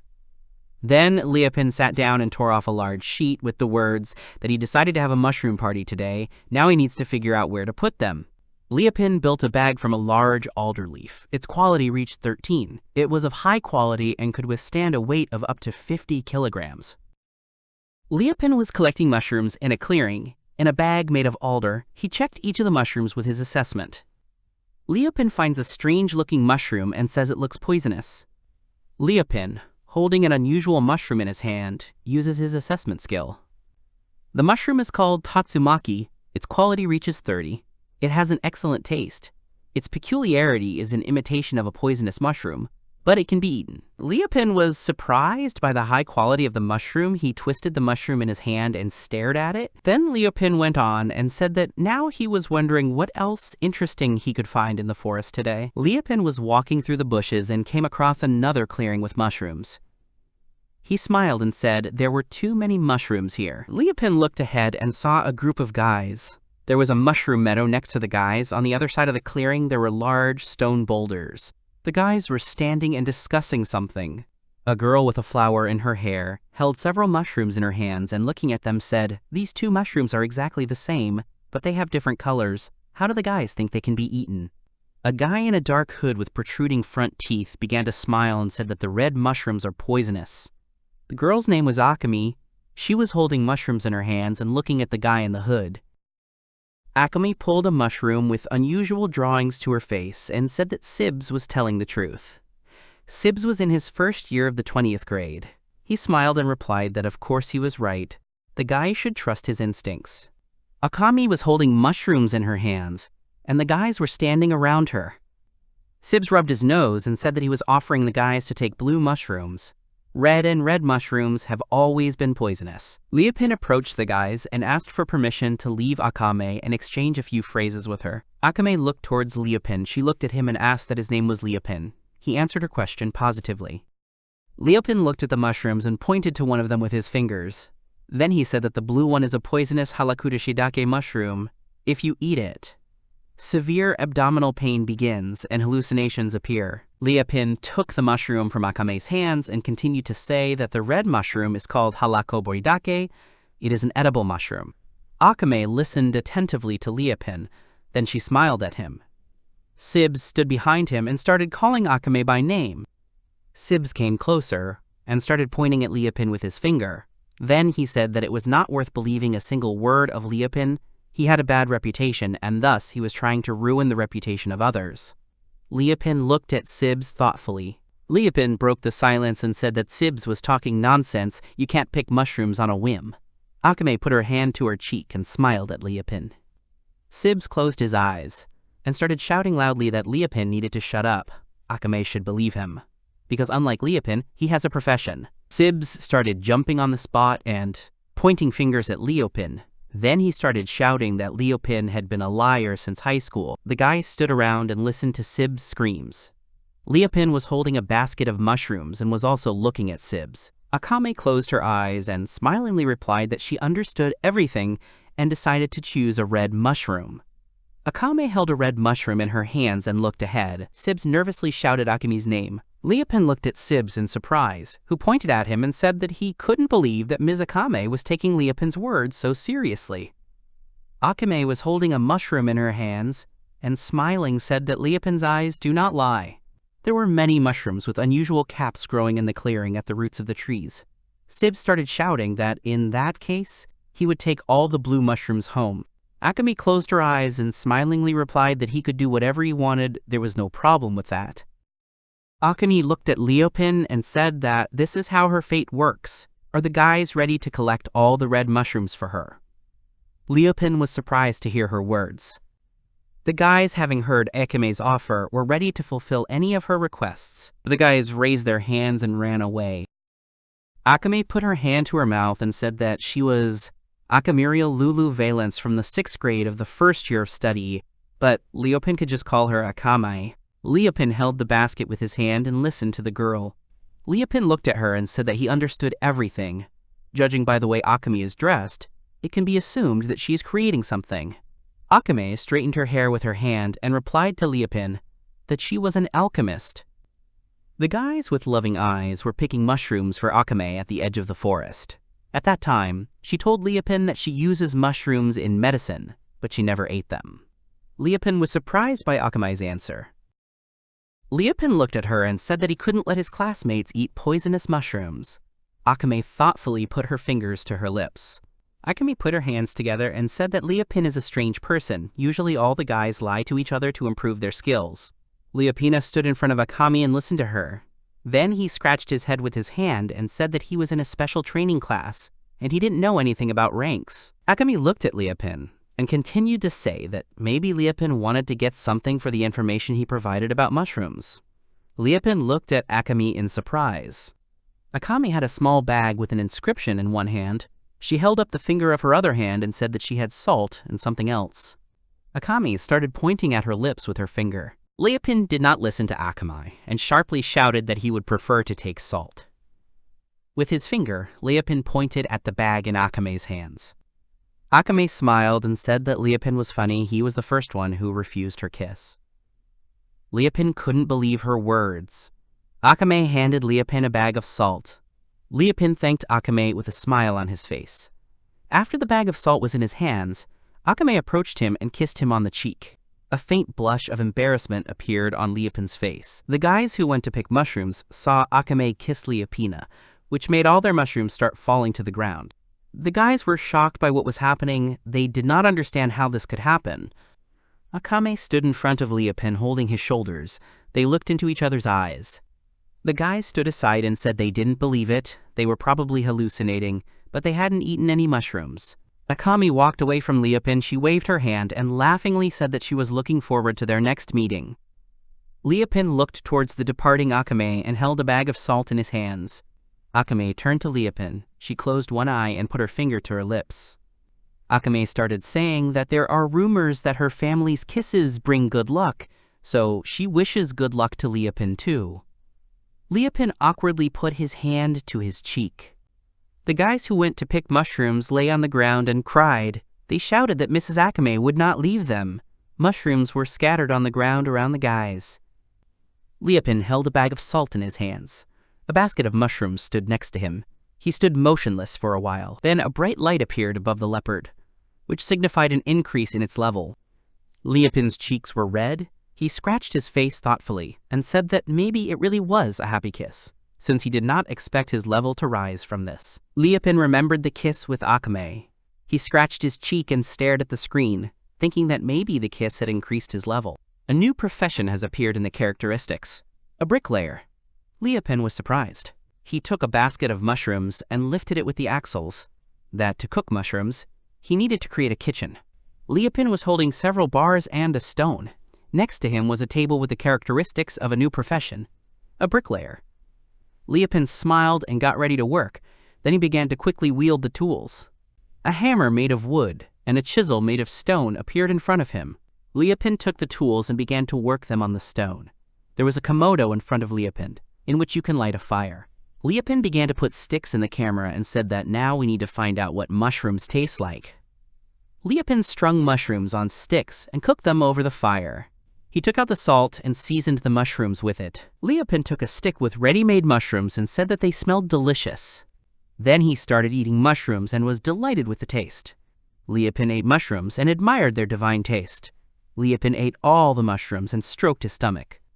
The headmaster and the teacher appeared behind Liepin. They came out of the forest shouting his name. Liepin turned to them and asked them what had happened. The director started asking about the mushrooms that Liepin had found. Liepin thought that this magical device was transmitting information to them. The teacher began to say that they had received many requests from supporters. Liepin needed to give them this unusual mushroom that he had found. Then the director began to say that for this, they would pull him out of the special class. Liepin thought about the words of the adults. Then Liepin said that he had already eaten this mushroom. Hearing the adults screamed, and they began to shake. Liepin looked at them in surprise. The principal and teacher, yes, abruptly started crying and shouting the name of the unusual mushroom. Then they took off and ran away, saying that they were tired of Liepin, and he would continue to live far away from everyone. Liepin raised his hand and wondered what was wrong with the principal and the teacher. After eating, you need to get a good night's sleep. Liepin decided to sleep and went to his house. He remembered Neso's face and thought that if there were such pranksters here, he would not be able to sleep. Liepin changed his profession to ninja. Then he climbed a tree, saying that he would definitely not be disturbed here. Liepin closed his eyes, thinking that today was a good day. Liepin wakes up at night from the fact that he heard someone calling him. Liepin saw Monica under a tree and called her. She was startled by surprise. She looked up and saw Liepin. They began to discuss that Monica was looking for Liepin to thank him for the house he had built, and she wanted to give him dinner. Liepin took hold of his stomach. He was hungry. Monica laughed and said she hadn't seen Liepin climb a tree in a long time. Liepin said Monica could join him. Monica was holding a pot in her hands and said that she had not climbed trees for a long time. Liepin landed on the ground and asked to wait for Monica. She put her hand to her face in surprise. Liepin built a ladder and put it against a tree. Monica was surprised by Liepin's speed in building the stairs. Liepin reached out and offered to help her. Monica walked over to Liepin and handed him the pot. They stared into each other's eyes for a while. Monica's face turned red with embarrassment. Liepin held the pot and gave Monica a helping hand. Liepin and Monica were on the tree. Liepin looked at the food in the pot and was crushed. Monica, with a smile on her face, said that these were leftovers from the ceremony. They warmed it up so that everyone could eat. Liepin began to eat and thanked Monica for the treat. Monica was wiping Liepin's face of leftover food. Liepin held a spoon and a saucepan in his hands and enjoyed the process. Then he looked at Monica's flushed face. He was a little surprised by this. Then Monica took the handkerchief in her hands and said if she could ask some question. Liepin turned to her and asked if something had happened to her. She had become too tearful. Monica gathered her courage and shouted out whether what the guys were saying was true. Liepin did not understand what Monica was talking about. Monica was shaking nervously and tried to say that there were rumors about Liepin and a girl from the 6th group. Liepin couldn't make out the last word Monica was saying. Monica looked away, gathered her courage, and said that she was talking about a kiss between a girl and a leopard.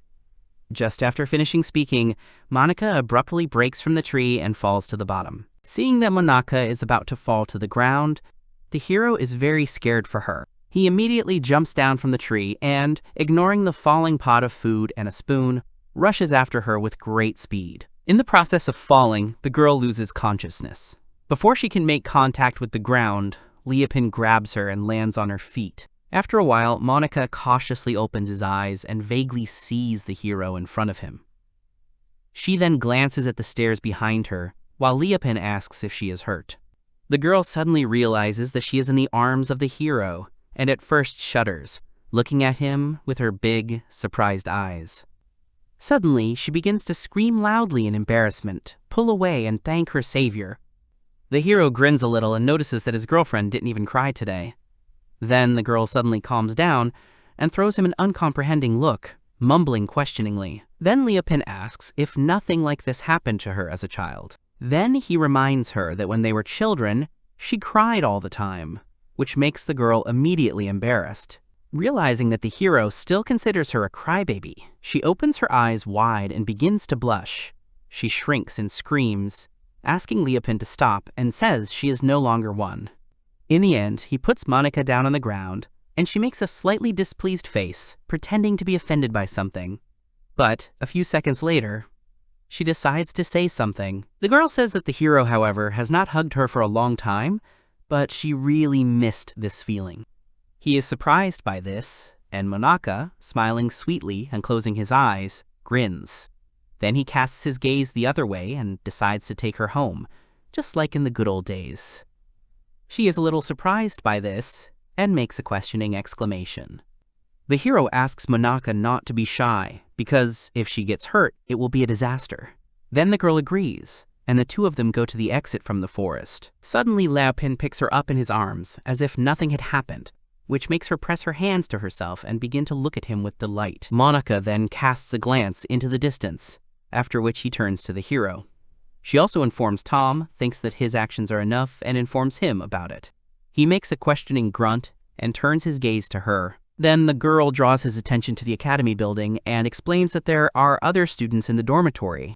She worries that if they see her like this, there will be problems. Leopin says that he understood everything and assumes that she may not like it either, but in response she starts screaming and denying everything. The girl explains that this is more likely to cause the hero a lot of trouble, and then he asks her not to worry if that's the whole problem, continuing to walk. By this time they are approaching the place of the hostel. He starts walking past people with a girl in their arms, and they start to get indignant. Some just scream in disbelief. Others ask questions, and the rest ask why the hero is holding Ms. Monica in his arms, calling him a scumbag. Suddenly, one of the people bulges his eyes and opens his mouth wide, asking the question, why?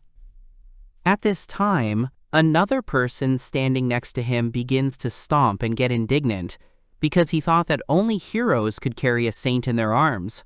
Due to the noise and din created by the students, a crossbar begins to slide off the fence, and the fence begins to collapse. People do not stop rebelling, and one person notices that this is not the first time that Leopin has done this.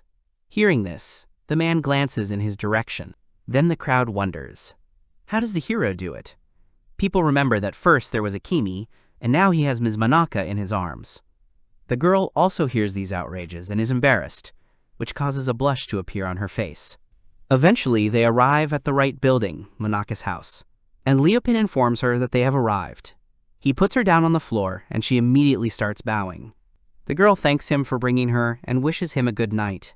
Leopin also wishes her a good night and promises to see her tomorrow, thinking that it's time to go back to his room and feeling how annoyed the students are watching him closely. The lonely hero goes home, and after a while he comes to a building standing on a large territory. He is thinking about something, when suddenly something distracts him. Leopin sniffs a little and wonders, what is this smell? He decides to go to the entrance, where the strange fragrance comes from, pushes the door, and it slowly opens. The hero sees a girl in front of him sitting on her knees near the stairs in an empty room and asks her what she needs. Her face was initially in shadow and her head was covered with a hood from under which her hair stuck out, gathered in 2 ponytails. Leopin addresses her again, calling her Shinobuko. Then she starts to get up from her knees, holding out 2 fingers in front of her. Shinobuko says that she has now understood everything and concludes that it looks like she will have to deal with the hero. From what he heard, his eyes lit up not with fear, but with lively interest. The story continues in the same 2-story building, the hero's house.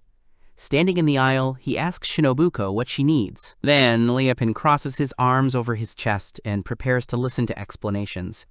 The same one, sitting on her lap with a monotonous expression on her face, notices that he is a rather unstable person. But the hero replies that this is his remark, and then notes that the girl entered someone else's house without warning, and even in the middle of the night. It doesn't bother her a bit. Then she says that she watched him and saw how he held Monaka in the air when she fell from a tree and landed on her feet. Leopin remembers this moment and asks Shinobuko if she was spying on them. The girl leans with one hand on the floor and stretches out her other hand with 2 fingers in front of her, starting to get up. She notices his behavior at that moment and concludes that, without a doubt, it was one of the ninja skills, the Inzuna throw. The girl says that this is a skill that even she, having studied ninja techniques all her life, has not yet mastered perfectly.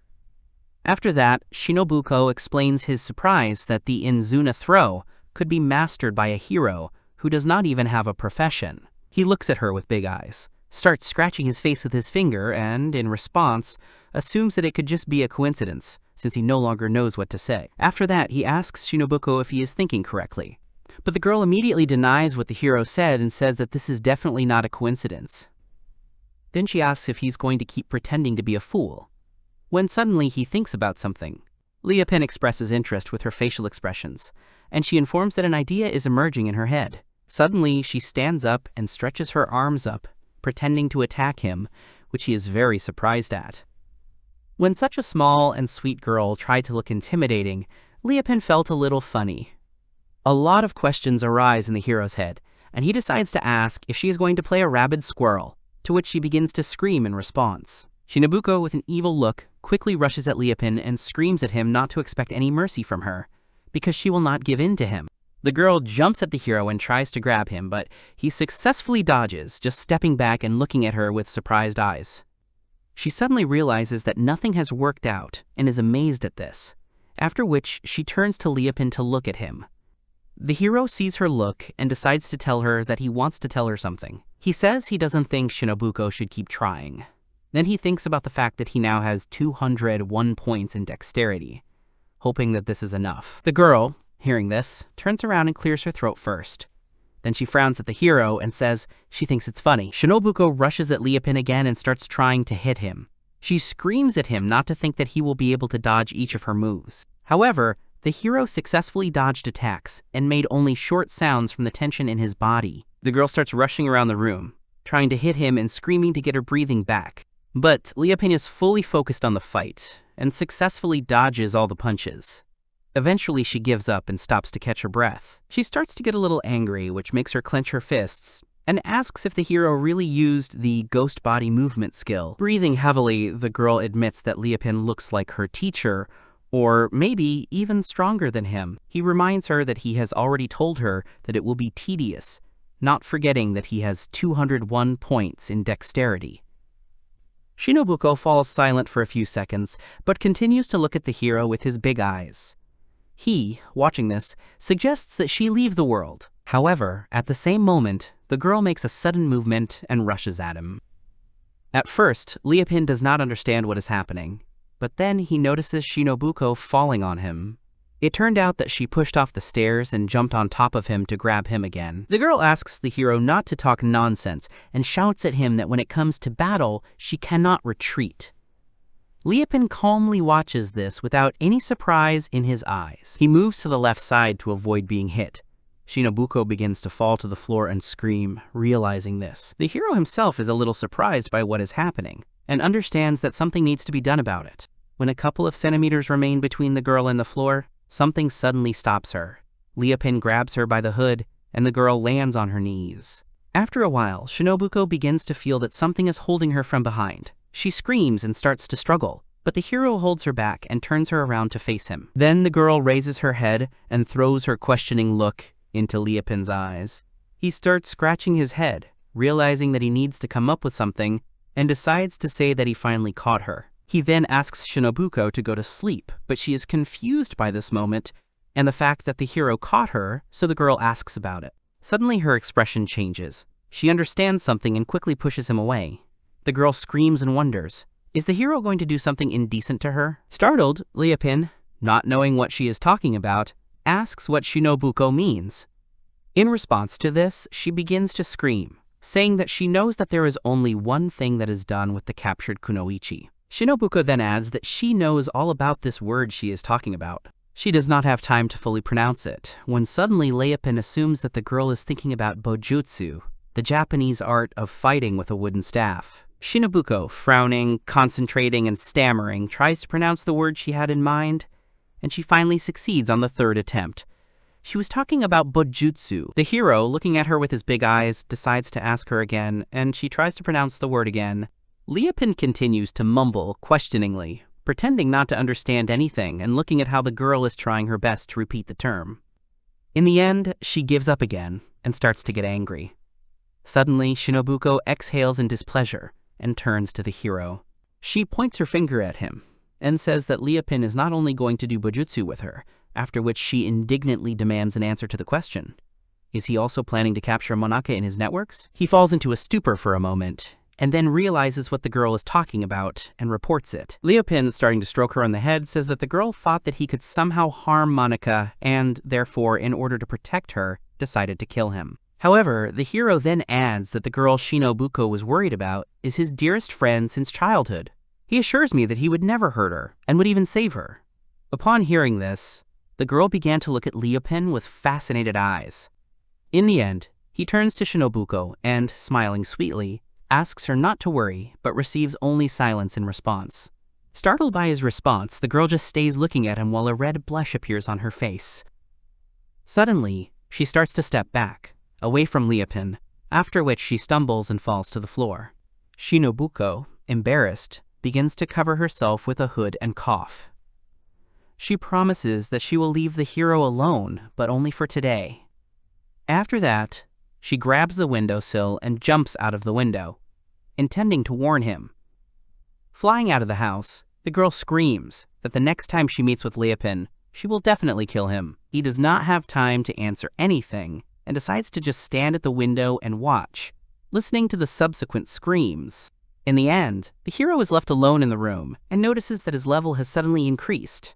His parameters open up in front of him, which indicate his profession, status, which included life, endurance, stiffness, spirit, resistance, coordination, and others, including dexterity, which increased from 1,000 to 1,100. Then he notices that something new has appeared in the available professions window. Now he has discovered a new profession, a treasure hunter. The hero sees this and begins to rejoice. He says it may be useful to him in future research. Then he looks at the professional skills window and notices that it has also been updated. There's a new skill there, treasure hunting, passive finding of hidden treasures. Dealing with his characteristics tired the hero quite a lot, which is why he began to yawn. He decides to lie down on the floor and says that after all that has happened today, it's time for him to go to bed as soon as possible. Leopin begins to look at the ceiling, thinking about what will be waiting for him next, because tomorrow is the first day of school. However, he comforts himself with the thought that he will be able to do anything with his skills. After that, the hero falls asleep, but after a while he wakes up again, making a quiet moo. He casts his gaze out the window and sees the dark sky in it. Realizing that it is still night outside, Leopin decides to sleep a little more. He feels sleepy again, but after a while he opens his eyes and assumes a sitting position. The hero begins to suspect something strange, as he feels that he has slept quite enough. Then he decides to get up and go to the window, thinking that it seems to be still night outside. Suddenly, Leopin really notices something suspicious and stops yawning. Looking out the window, he is surprised that he can't see anything from the outside. He says that he has never seen such pitch-black darkness, and when he touches something solid, it makes him suspect something is wrong. That makes him tense up. Leopin continues to stretch his arm forward, and under the influence of the force, the paper that covered the window breaks through. He begins to look around and examine the paper, wondering, what is it? After a while, the hero realizes that it is a parchment painted with black paint and glued to the window. Then another question arises in his mind. Who could have done this? Even if they wanted to take revenge on him somehow, this is a very strange way. Suddenly, Leopin decides to look at the sky, after which he realizes that the sun is already very high.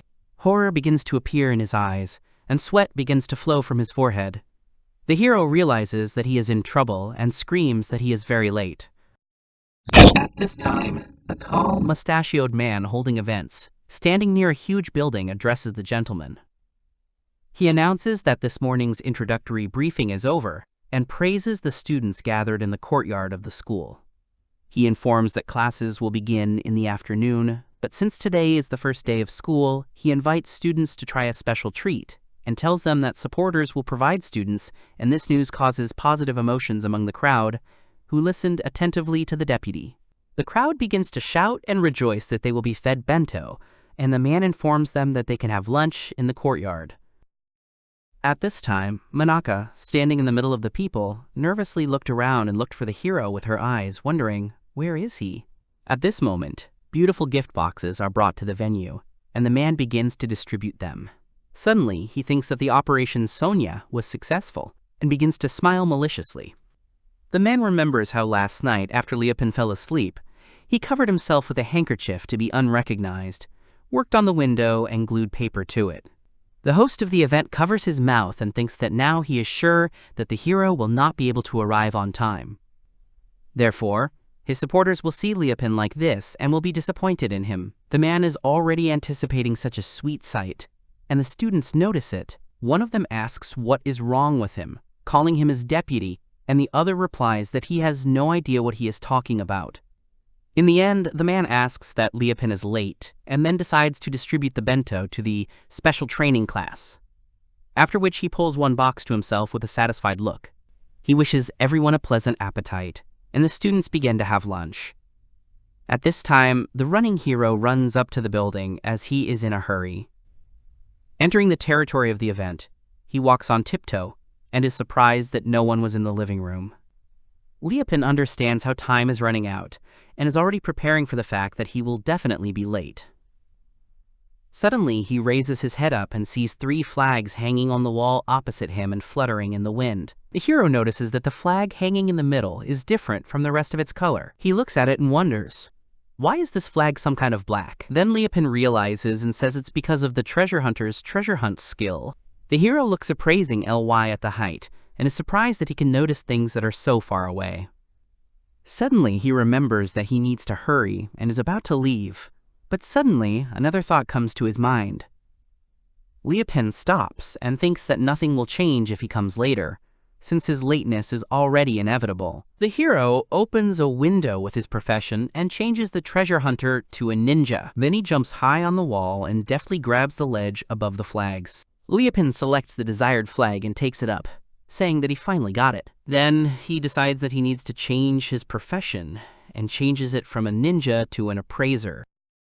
At this time, the deputy, greedily eating the cake, suddenly remembers about an important announcement and informs about it with his mouth full. He reminds the students that they have to decide who will be the president of this school. Then the man adds that they will do this not through elections or duels, but by searching for rare items on the territory of the academy. The deputy tells that somewhere in the school building he hid an object donated by one of their supporters, and the students begin to wonder what kind of object it is. But the man does not answer them and continues to broadcast. He says that the student who brings the subject to him will become the president of the student council.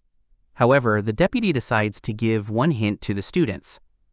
He says that this rare thing is very well hidden, and hidden under the guise of an ordinary thing. Students begin to ask a lot of questions about this subject and make their own assumptions. The man just grins and still decides to tell what kind of rare, hidden object it is. His pupils narrow in anticipation, and a toothy smile appears on his face. At the same moment, he informs that the hidden object is a dragon skin. At the same time, the hero is already studying the object he has found. This, too, was a level 50 quality dragon skin. The description said that it was a tanned hide from the back of a fantastic flying dragon of the Black Storm. The item was represented by a large piece of hide, on which there was not only no damage, but even no scratch, which made it very valuable. Liapin is very surprised by his find and does not understand why she is here. The thought comes to his mind that this may be some kind of mistake that the organizers made due to inattention. Therefore, the hero decides to just take the skin with him and ask the teachers about it. The man says that he hid a rare object on the territory of their school, the skin of a flying dragon. Holding a fork in his hands with a very important look and actively gesticulating, he said that the student who finds this item will receive a valuable gift. The man then adds that this student will also become the president of the student council of this school. The crowd is interested in this proposal. Some imagine how cool it is to be the president of the student council, giving full freedom to their imagination, while others suggest starting the search right now. Upon hearing this, the deputy sneers arrogantly. He earnestly asks them to be very attentive and focused, and reminds them that the dragon skin is hidden in the most unusual places. Using a disguise spell, he tells the surprised students that, given the complexity of such magic, it is impossible to find a dragon skin in less than a week. Brandishing a fork and gesticulating emotionally, he promises to gladly grant students the presidency if they can find a rare item in 1 week. Suddenly, a panting Leopin runs into the yard, holding a dragon skin on his shoulder, and apologizes for being late. All the attention of the crowd turns to him, but he first of all apologizes to the deputy, not realizing what is happening. The man turns his head in his direction, clearly not expecting the appearance of Leopin at such a moment. Then he notices the skin of a flying dragon in his hands, after which he screams, horrified. The deputy falls to the ground, trying to figure out how it happened, while the hero unfolds the skin in front of him and says that he accidentally found it on the street. Leopin brings it closer to the man and asks what it is, while he starts fidgeting and backing away. But the deputy starts shouting again, after which, in perplexity, he asks the hero if he really has the skin of a flying dragon in his hands. Hearing this, Leopin suddenly stops and concludes that this object is dragon skin, judging by his words, and asks about it, calling him the deputy director. Then the hero again casts an uncomprehending glance at the skin, and wonders why then it was disguised as a school flag hanging on the wall of the building. Confusion begins to rise in the crowd. One of the students is surprised that it is the skin of a dragon, since to him it looks like ordinary skin. But since the deputy said so, the students conclude that Leopin should become the president of the student council.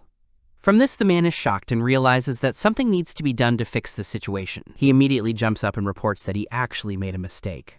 The man says that it cannot be that it was a flying dragon skin.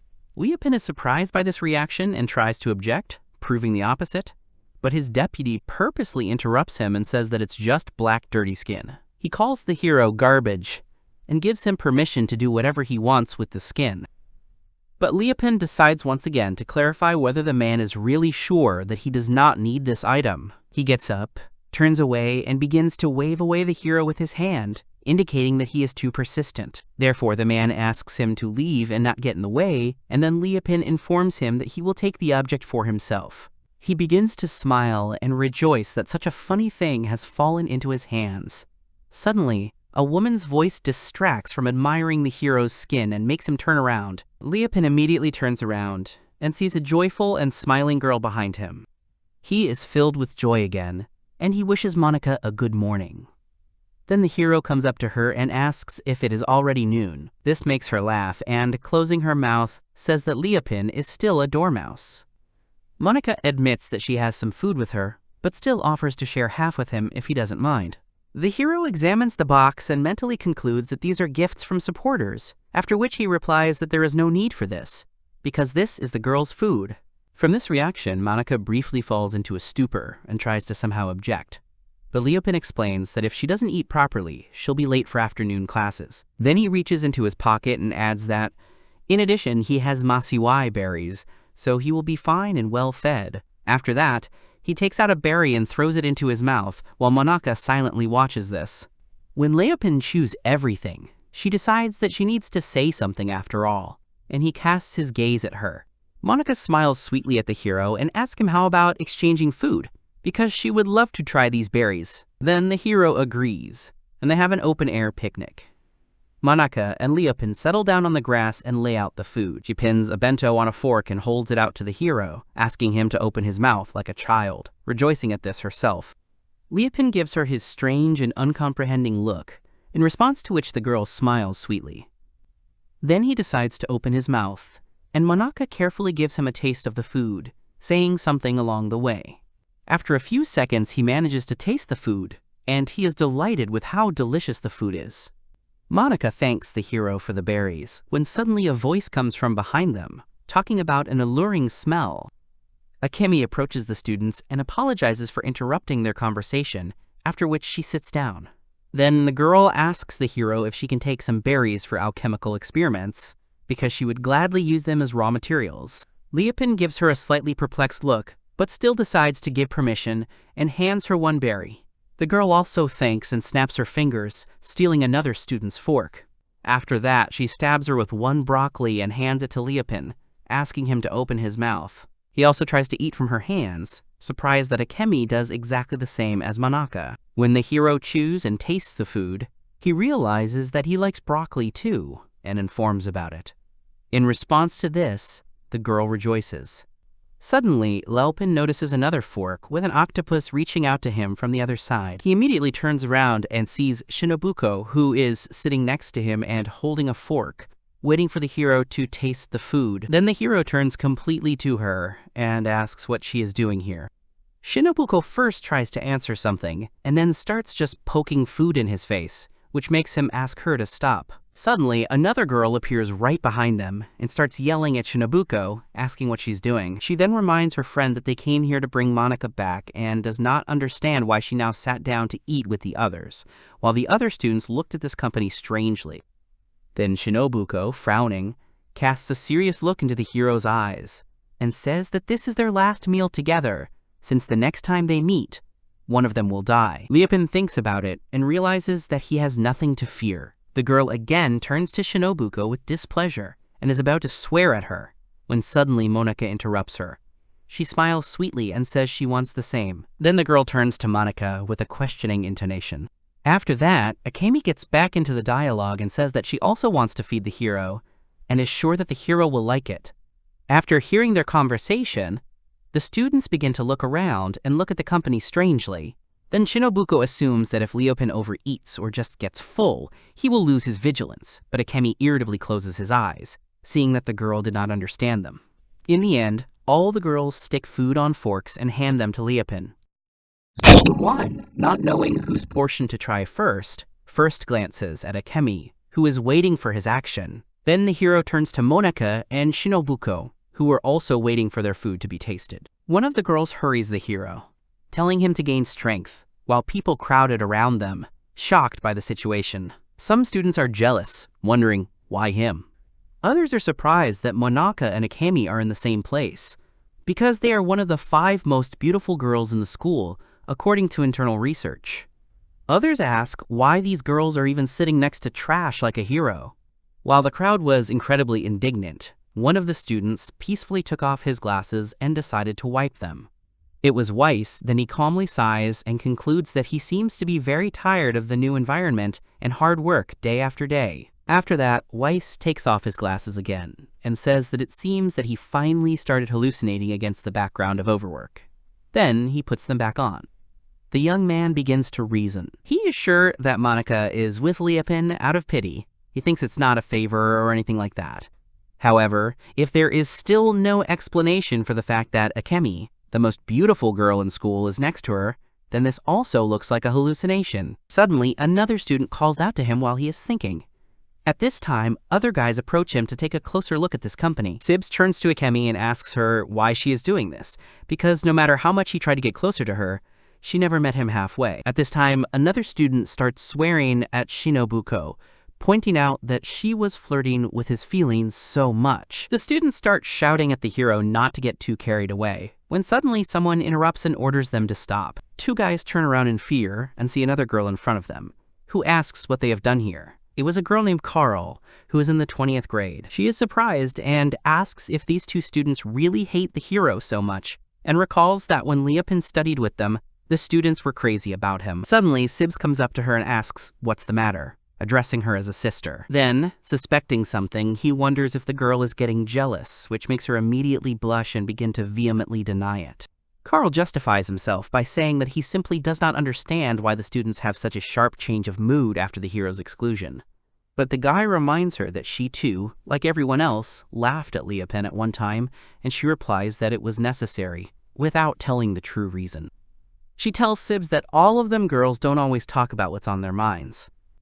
Suddenly, Weiss turns to them and asks the students to stop talking in vain, suggesting that they go without specifying where. Carl immediately asks where they're going and reminds him that it's only lunchtime, but Weiss calmly adjusts his glasses and replies that they need to find the, quote, flying dragon skin as soon as possible. Suddenly, Monson intervenes in the conversation and reminds Weiss that the cloaking spell will not allow them to find such a rare item for a week. However, he crosses his arms over his chest and, grinning, replies that this is possible if an ordinary person like his interlocutor is looking for a skin. Weiss then reveals that he is a sage, and it won't take him a day to find the hidden object, while Sibs admires the leader of his team. He promises to follow his leader, while that very dragon skin lies behind the hero's back, Weiss casts his malicious glance at Liapin and suggests that he must have thought that he would get away with everything when he became president of the student council. Therefore, he concludes that the skin that the hero found is just a piece of cloth that he picked up in the trash. Weiss says that this act is as insignificant and stupid as Liapin himself, while the girls take turns feeding him with their hands. The students begin to support the guy, including Sibs and Monson. And then Weiss, seeing such a reaction, suggests that everyone move forward in search of a rare object. He announces that from now on their class will work as a unit to find the, quote, flying dragon skin. Then the guy adds that until they find her, all the students of the 20th year of study will skip classes and asks them not to shirk the search for other students. At this time, the hero gets up and begins to stop the girls with his hands, saying that he has already eaten and thanks them. They begin to stare at Liapin, after which Monica asks if he is sure of this. The hero responds positively and adds that in any case, the girls themselves may not have enough, when suddenly his level rises. Akemi notices the level up light, and Monica starts clapping and congratulating him. Shinobuko concludes that all this fattening paid off immediately, and asks if she is right. Liapin begins to rejoice, and at the same time is surprised that he raised the level just by eating his lunch.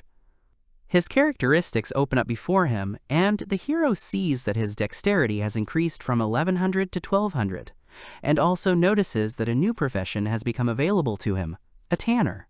Finally, lunch ends, and Liapin goes on to say that classes at the Royal Pioneer Academy are divided into two types: core subjects and electives. Walking down the street and carrying the skin on his shoulder, the hero begins to think about the fact that electives are held in the afternoon.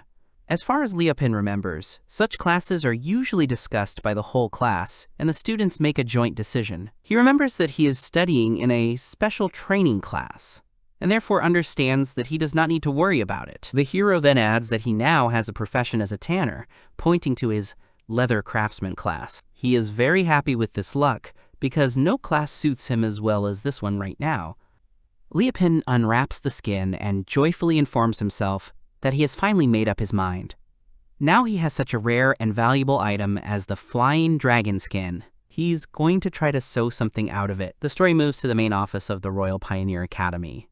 The director begins to yell furiously at the deputy, indignantly asking how he understands this. He says that he was going to make a spectacular scene at the student council elections, when suddenly the hero somehow managed to find the skin of a flying dragon first. Then the man asks how Liapin could have done this at all, and starts banging his fists loudly on the table. The deputy carefully tries to object, saying that they nevertheless did not work well enough on the disguise. He tries to convince the director that the organizers really used a disguise spell and hid the skin right on the roof, disguising it under the flag. But the director slams his fist on the table again and reproaches the deputy for having an excuse for everything. Seeing such a violent reaction, he immediately falls silent and nervously exhales. Then the principal folds his hands in front of him and says that this is outrageous because Liapin should not become the president of the school. He then adds that this does not mean that they can leave this case unpunished. The director realizes that they have no choice but to do something to steal the skin from the hero and bring it back. Otherwise, he promises to demote the deputy to the acting deputy. From such an unexpected possibility of events, he is shocked. The director sternly asks if he has said everything clearly, and the man, clutching one hand in the other and shaking in fear, immediately nods his head. Suddenly, an idea comes into his head, filled with terrible thoughts, which he decides to tell right away. The deputy asks the director what he thinks about his thought, and he asks again, uncomprehendingly. Then he suggests that Liapin himself tear the flying dragon skin to shreds, calling it garbage again. He assumes that if the hero does this to a precious object given to him by an influential supporter, then each of them will despise him as a stupid person who does not understand the value of such things. The director notices that this is a wonderful idea, and then the satisfied man asks to keep its implementation for himself. They approach each other and cover their mouths with their hands, saying that this time Liapin will get from them. A little later, the hero, with the skin on his shoulder and papers in his hands, wanders through the corridors of the academy. He is looking for a tanner's class, and eventually comes to the right office, after which he enters it. Once inside, Liapin is surprised at how many guys there are, as he did not expect this, and begins to look for a free place to wait with his eyes. Suddenly he hears a stern voice calling the hero by name. It was the deputy. He wanted to call Leopin to him, saying that his place was free and pointing his finger at him. He turns his head in the direction from which the sound comes and sees that there is nothing in the place where he is called. The hero informs the deputy that this is just an empty place and asks where his desk is, but he rudely replies that these are the rules of their school. Then Leopin realizes that he has no choice, approaches and puts the dragon skin on the floor, not noticing how the deputy is viciously giggling behind his back, rejoicing at the well underway start of his plan. Someone is calling the hero again. He sees a seemingly modest girl. She greets the students and introduces herself as a teacher of leather, cutting, and sewing. Then she smiles sweetly, saying that her name is Fluffy, and adds that she is very glad to meet you. All the students begin to cheerfully wave at her, which is why Leopin concludes that this girl is very well popular with the students. He sits down on the floor next to the skin and the deputy, when suddenly Fluffy begins to apologize to the students. She announces that due to the large number of students in the classroom, they will need to team up with the seamstress class next door. Suddenly the door to the office opens and girls start coming in from the hallway. Fluffy calls out to them and shows them where to go, while the guys begin to rejoice at such a union. The hero, sitting almost in a corner, notices that the students who came from another class are mostly girls. Fluffy stands in front of all the students and announces that for more effective learning they should make sure that they are sitting in pairs. At this time, Monica starts chatting with a classmate, and the deputy immediately notices her, which horrifies her. He quickly runs out of the office and then runs into it with a luxurious chair, very much asking the girl to sit there. The deputy warns her that this way supporters will be able to see the beautiful embroideries she has made, and Monica thinks for a second, but then she is going to refuse such an offer while the hero is watching her reaction. Suddenly, the girl notices him. Such a meeting makes her happy, and she calls out his name. Leopin hears this and looks up at the girl, after which Monica walks towards him. She sits down next to him and, raising her hand, tells the deputy that she will stay here. He starts waving his arms and runs up to her.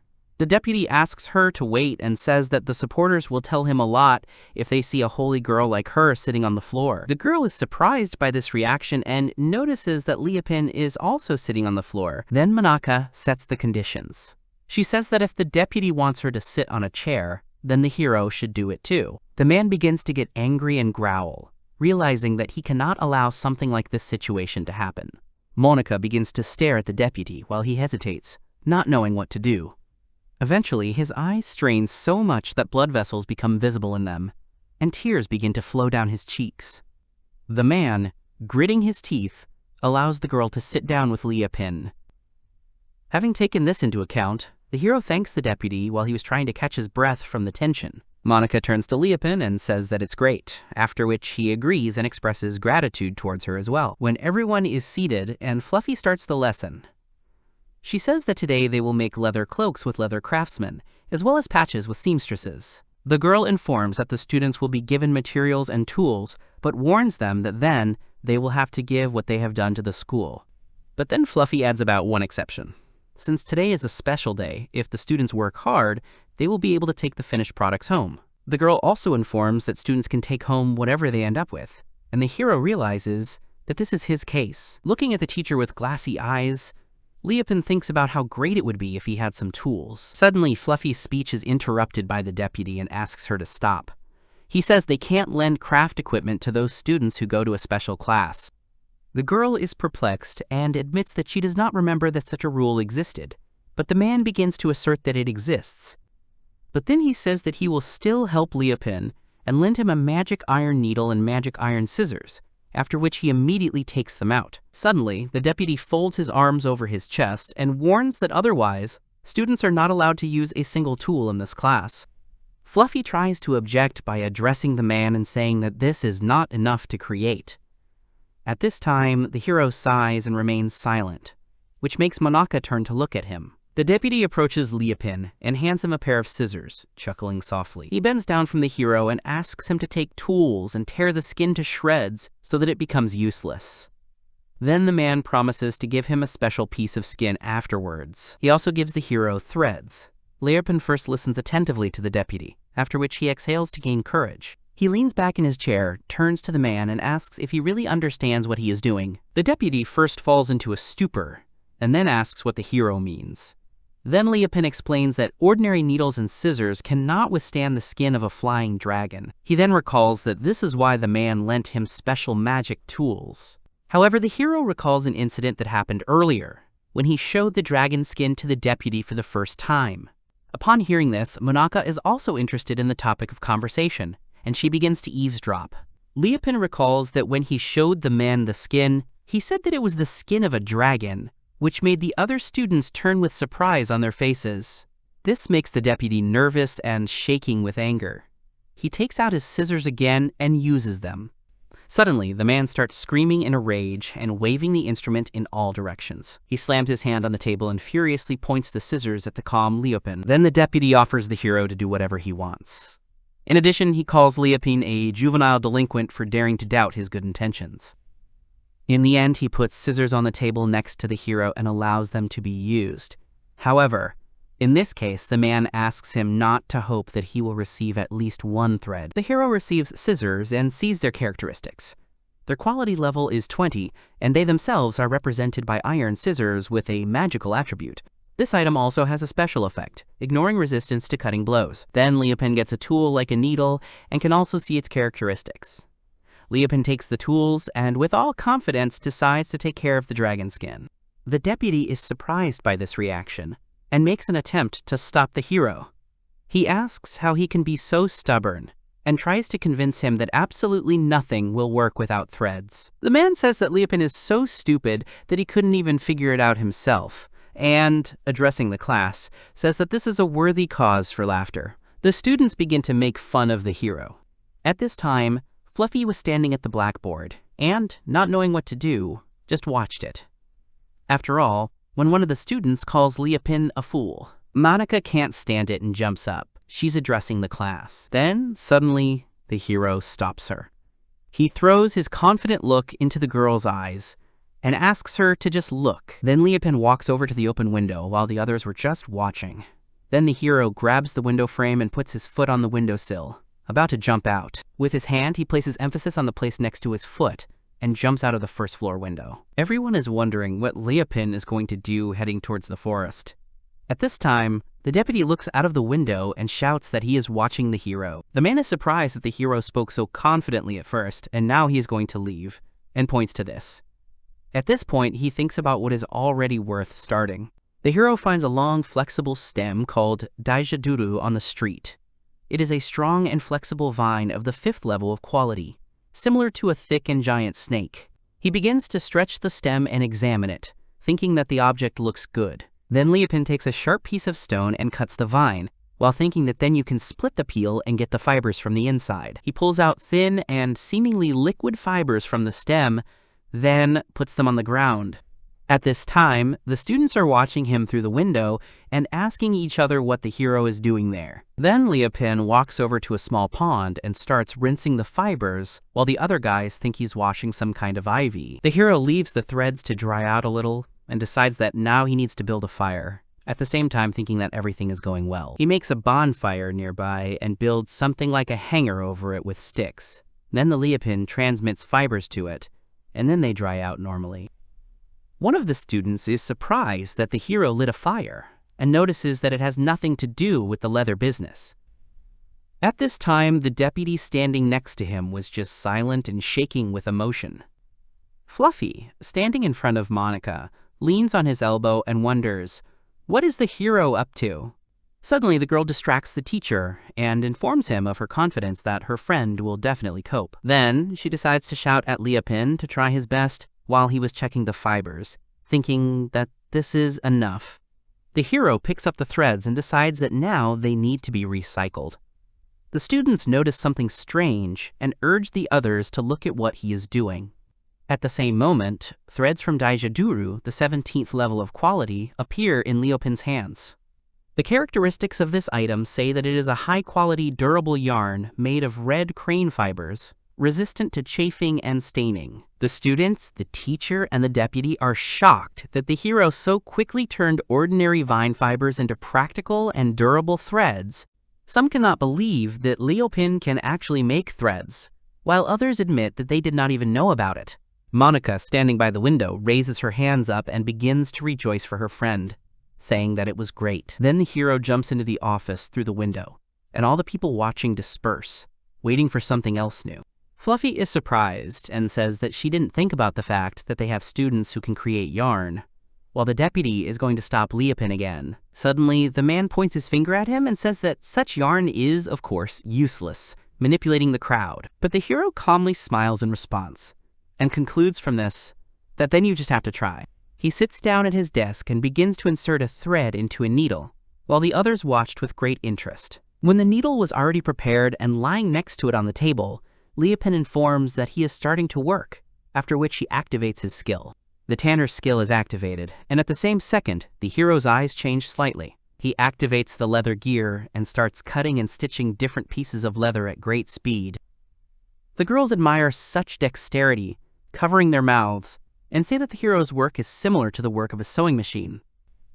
The others continue to watch with no less admiration in their eyes how professionally Leopin cuts the skin and makes a lot of braces on it, when suddenly Fluffy is struck by something. She notices a collar, sleeves, and even pockets on the product, which is very surprised, and informs the hero that he does not have to do all this. However, Leopin does not listen to her, and soon announces that everything is ready. He takes the product off the table and unfolds it in front of everyone. It was a big dark coat. The hero, with full confidence in his eyes, informs everyone in the room that the leather coat he sewed is ready. He remains standing in place with it in his hands, while the students discuss that the coat is made of leather. The teacher holds her hands out in front of her and suddenly screams. Monica immediately rushes to her, asking what happened. Then Fluffy jumps up, starts shaking, and notices the shine that the coat has. The teacher covers her mouth with her hand and asks a question. She asks, "Is this really a product of the highest quality?" Upon hearing this, the hero himself is a little surprised, and the characteristics of the product open up in front of him. It's called a flying dragon coat, and it's a high-quality magic item. The coat has a 96th level of quality, has high heat resistance and cold resistance, as well as protection that is higher than that of conventional raincoats. Like many magical items, the item has special effects, an increase in capacity, and there is also a second effect, ignoring weight. All the students are shocked, while sweat begins to flow from the forehead of the deputy. In the end, his nerves can't stand it, and suddenly a scream starts coming from the office. The hero tells us that high quality is an effect that is very common in created objects. High quality products give a bonus, and they can also show magic hidden in the material. For example, a coat that was sewn by Leopin. The hero holds the product in front of him, carefully examining it, and cannot understand why it is considered so special. Then he turns to the startled teacher, who can't believe her eyes, standing next to Monica. She takes the sleeve of her coat and says that she did not expect that such a gifted student capable of creating magic items would appear so soon. Fluffy clutches the product to her with trepidation, and the hero sees tears appear in her eyes. Then she raises her head and casts her admiring glance at Leopin. She says that, judging by the rumors that have reached her, even professional leather craftsmen can only make such a high-quality thing once every 10 years or so. But seeing with what ease and speed Leopin sewed such a coat, she decides to declare him a genius who appears only once every 10 years, while tears begin to flow down her cheeks. Monica starts clapping her hands joyfully and agrees with her, saying that she also thinks that her friend is a genius who appears once every 10 years. It causes shock to the students. Some students begin to ask if this is really true, while others conclude that Leopin is really a professional master. Suddenly, the deputy standing next to him gets furious, frowns, and grabs scissors from the table. Taking all the tools, he points his finger at the hero and says that this is a big mistake. The man begins to shout that this coat has become high quality, only thanks to borrowed needles and scissors, after which he notices that it was he who lent them to the hero. Monica and Leopin look at the deputy of nothing, with incomprehension in their eyes and complete bewilderment. But he continues to reason. He says it's because Soiga's divine needle and Kirsha's scissor sword have been passed down in his family from generation to generation. He immediately puts the tools in his pockets, and Fluffy's attention turns to him. She asks if the deputy's items are really magical, and he confirms her guesses. However, suddenly she remembers something and decides to clarify it with the man. She admits that she thought that these two subjects were the property of the school, But instead of explaining, he says that everything is much more complicated there, and does not want to justify himself. Then he is about to leave, and finally reminds me that these are his personal belongings. The man reports that he still has things to do, and that he has to leave the students and the teacher. As soon as he leaves, the guys start discussing what happened right in front of the hero. One of them, scratching his head, reports that he has now understood what is the matter, and the other says that absolutely anyone can make a high-quality product if they use divine objects. Then the guys go in different directions and take their seats, disappointed in the hero. At this moment, Monaka approaches Leopin, and at first begins to hesitate a little, feeling his insecurity. She begins to look at the hero with admiring eyes, and says that she believes in him, and believes that the reason for the high quality of the product is that it is amazing. Leopin smiles back at her a little, and takes note of what she has said.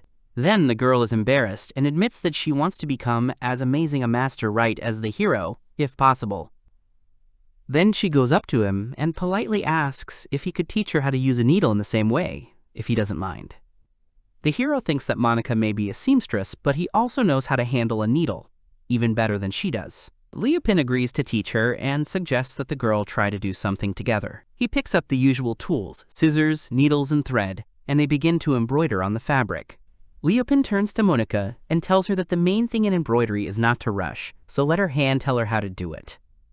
The girl agrees with him, calling him a teacher. She diligently focuses on sewing and carefully sticks the needle first on one side, then on the other.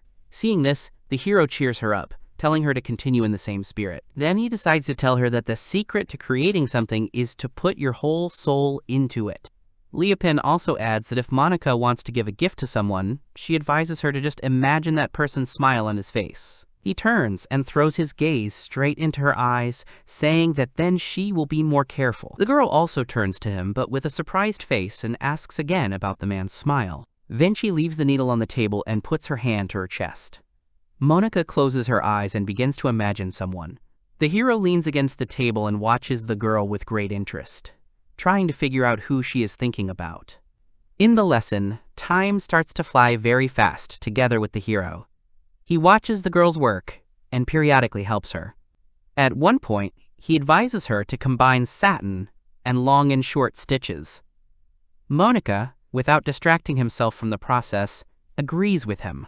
Then he tells the girl that it looks more like finishing, when suddenly he hears someone mumbling from the other side. Leopin turns around and sees Fluffy next to him, who is writing down his words in her notebook. She rereads the entries about presenting a smile on a person's face and putting her whole soul into it. Then the teacher repeats the words of the hero that it is necessary to combine satin and long and short stitches. Leopin decides to address her with a questioning intonation, which makes her a little scared and begins to apologize. Suddenly, they both hear Monaka's voice informing them that the work has already been completed. The girl shows a small heart made of cloth, holding it in both hands. She turns to Leopin and Fluffy and asks them to take a look at the product. They examine the heart, and the teacher is shocked by such a good result. This item is called a Monaki badge, which is of high quality. Its quality level is 13, and the product itself is represented by a heart-shaped icon, which contains the great love of the creator. The teacher grabs the table and falls to her knees, causing the students to be confused and a little scared. Trying to catch her breath, she does not believe in what is happening and asks the question, "Is this really high quality again?" Shocked students begin to approach the hero and Monaka's desk to get a better look at the product. The girl glances at her badge again and asks herself if she really did it.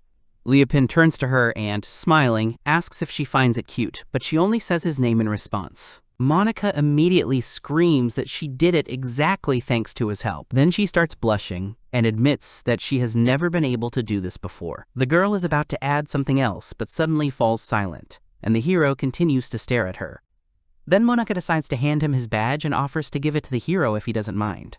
Leopin is surprised by such an act and asks the girl if she is sure, while the other students begin to envy him. Monica smiles sweetly and replies that of course she is sure of her decision. Then she adds that she originally made it with the desire to give it to the hero as her teacher. Leopin takes the badge from her hands and begins to examine it closer, taking note of what has been said.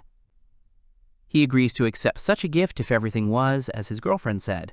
which makes her smile even wider. Then he notices a similar symbolism and decides to inform Monaca about a similar design. The girl confirms his guesses and tells him that this is a copy of her family's coat of arms, and Leopold immediately remembers about it.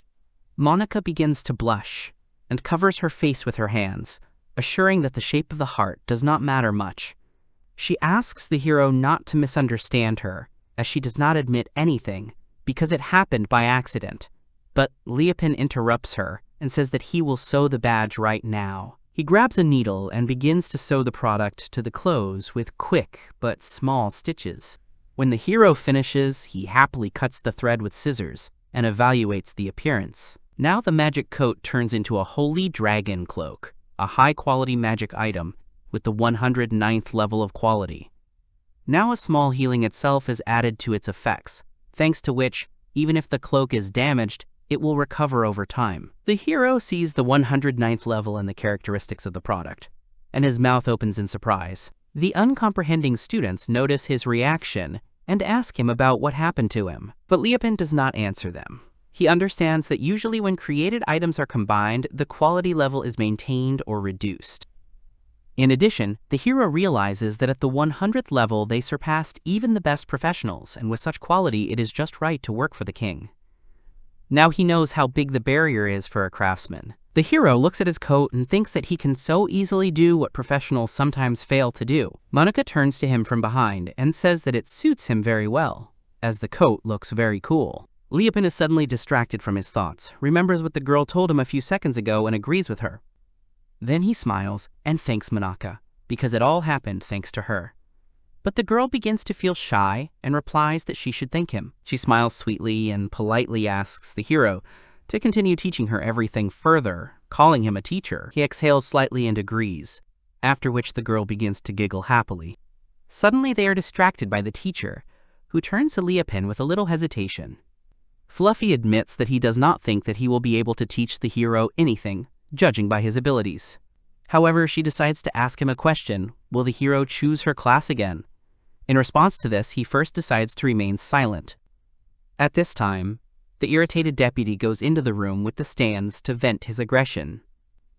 A scream is heard from there, after which plaster busts begin to fly to the floor and break. The deputy, trying to catch his breath, swears at the hero and says how tired he is of him, calling him garbage. Then he takes the plaster bust of the director and, not understanding how it happened, is going to smash it too. Suddenly, he is called by someone's masculine and stern voice, which makes him immediately turn back. The man sees the director running towards him and immediately jumps away from the figure in fear. The deputy begins to justify himself and says that he wants the director to see that Leopold is to blame for everything again. However, he says that this is not the case, because he has something more important. Then the deputy neatly folds his hands in front of him and asks the director what's the matter. He begins to chuckle contentedly. He replies that it's about a divine object that a man owns. The deputy falls into a stupor from such news and clarifies in what sense he is talking about the divinity of the subject. Suddenly, the director comes up to him and takes a pair of scissors out of his pocket, saying that he meant them. He reports that the man's scissors are an incredibly rare item. The director clenches his fists with joy and says that these scissors are really a divine object, since he has a completely different aura. The deputy does not understand anything, and, spreading his hands, once again turns to his boss.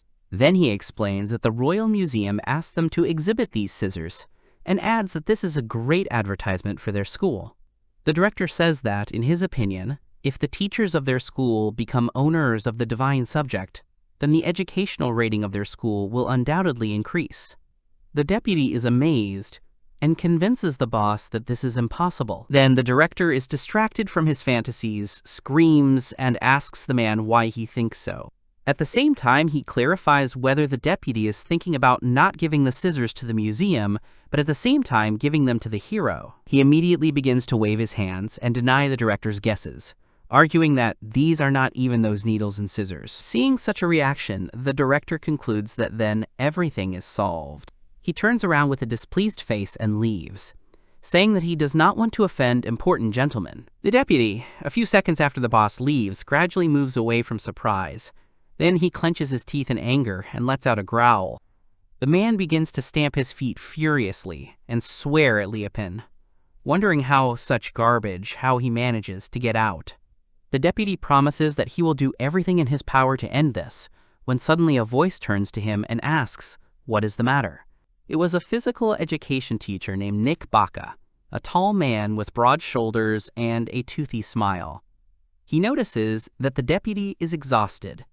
A malicious smile appears on the deputy's face. Suddenly he remembers that the next lesson is just physical education, and clarifies this with Nicky. He puts his hands on his hips and replies that the man remembers correctly. Then the deputy asks what the teacher's plans are for the rest of the day.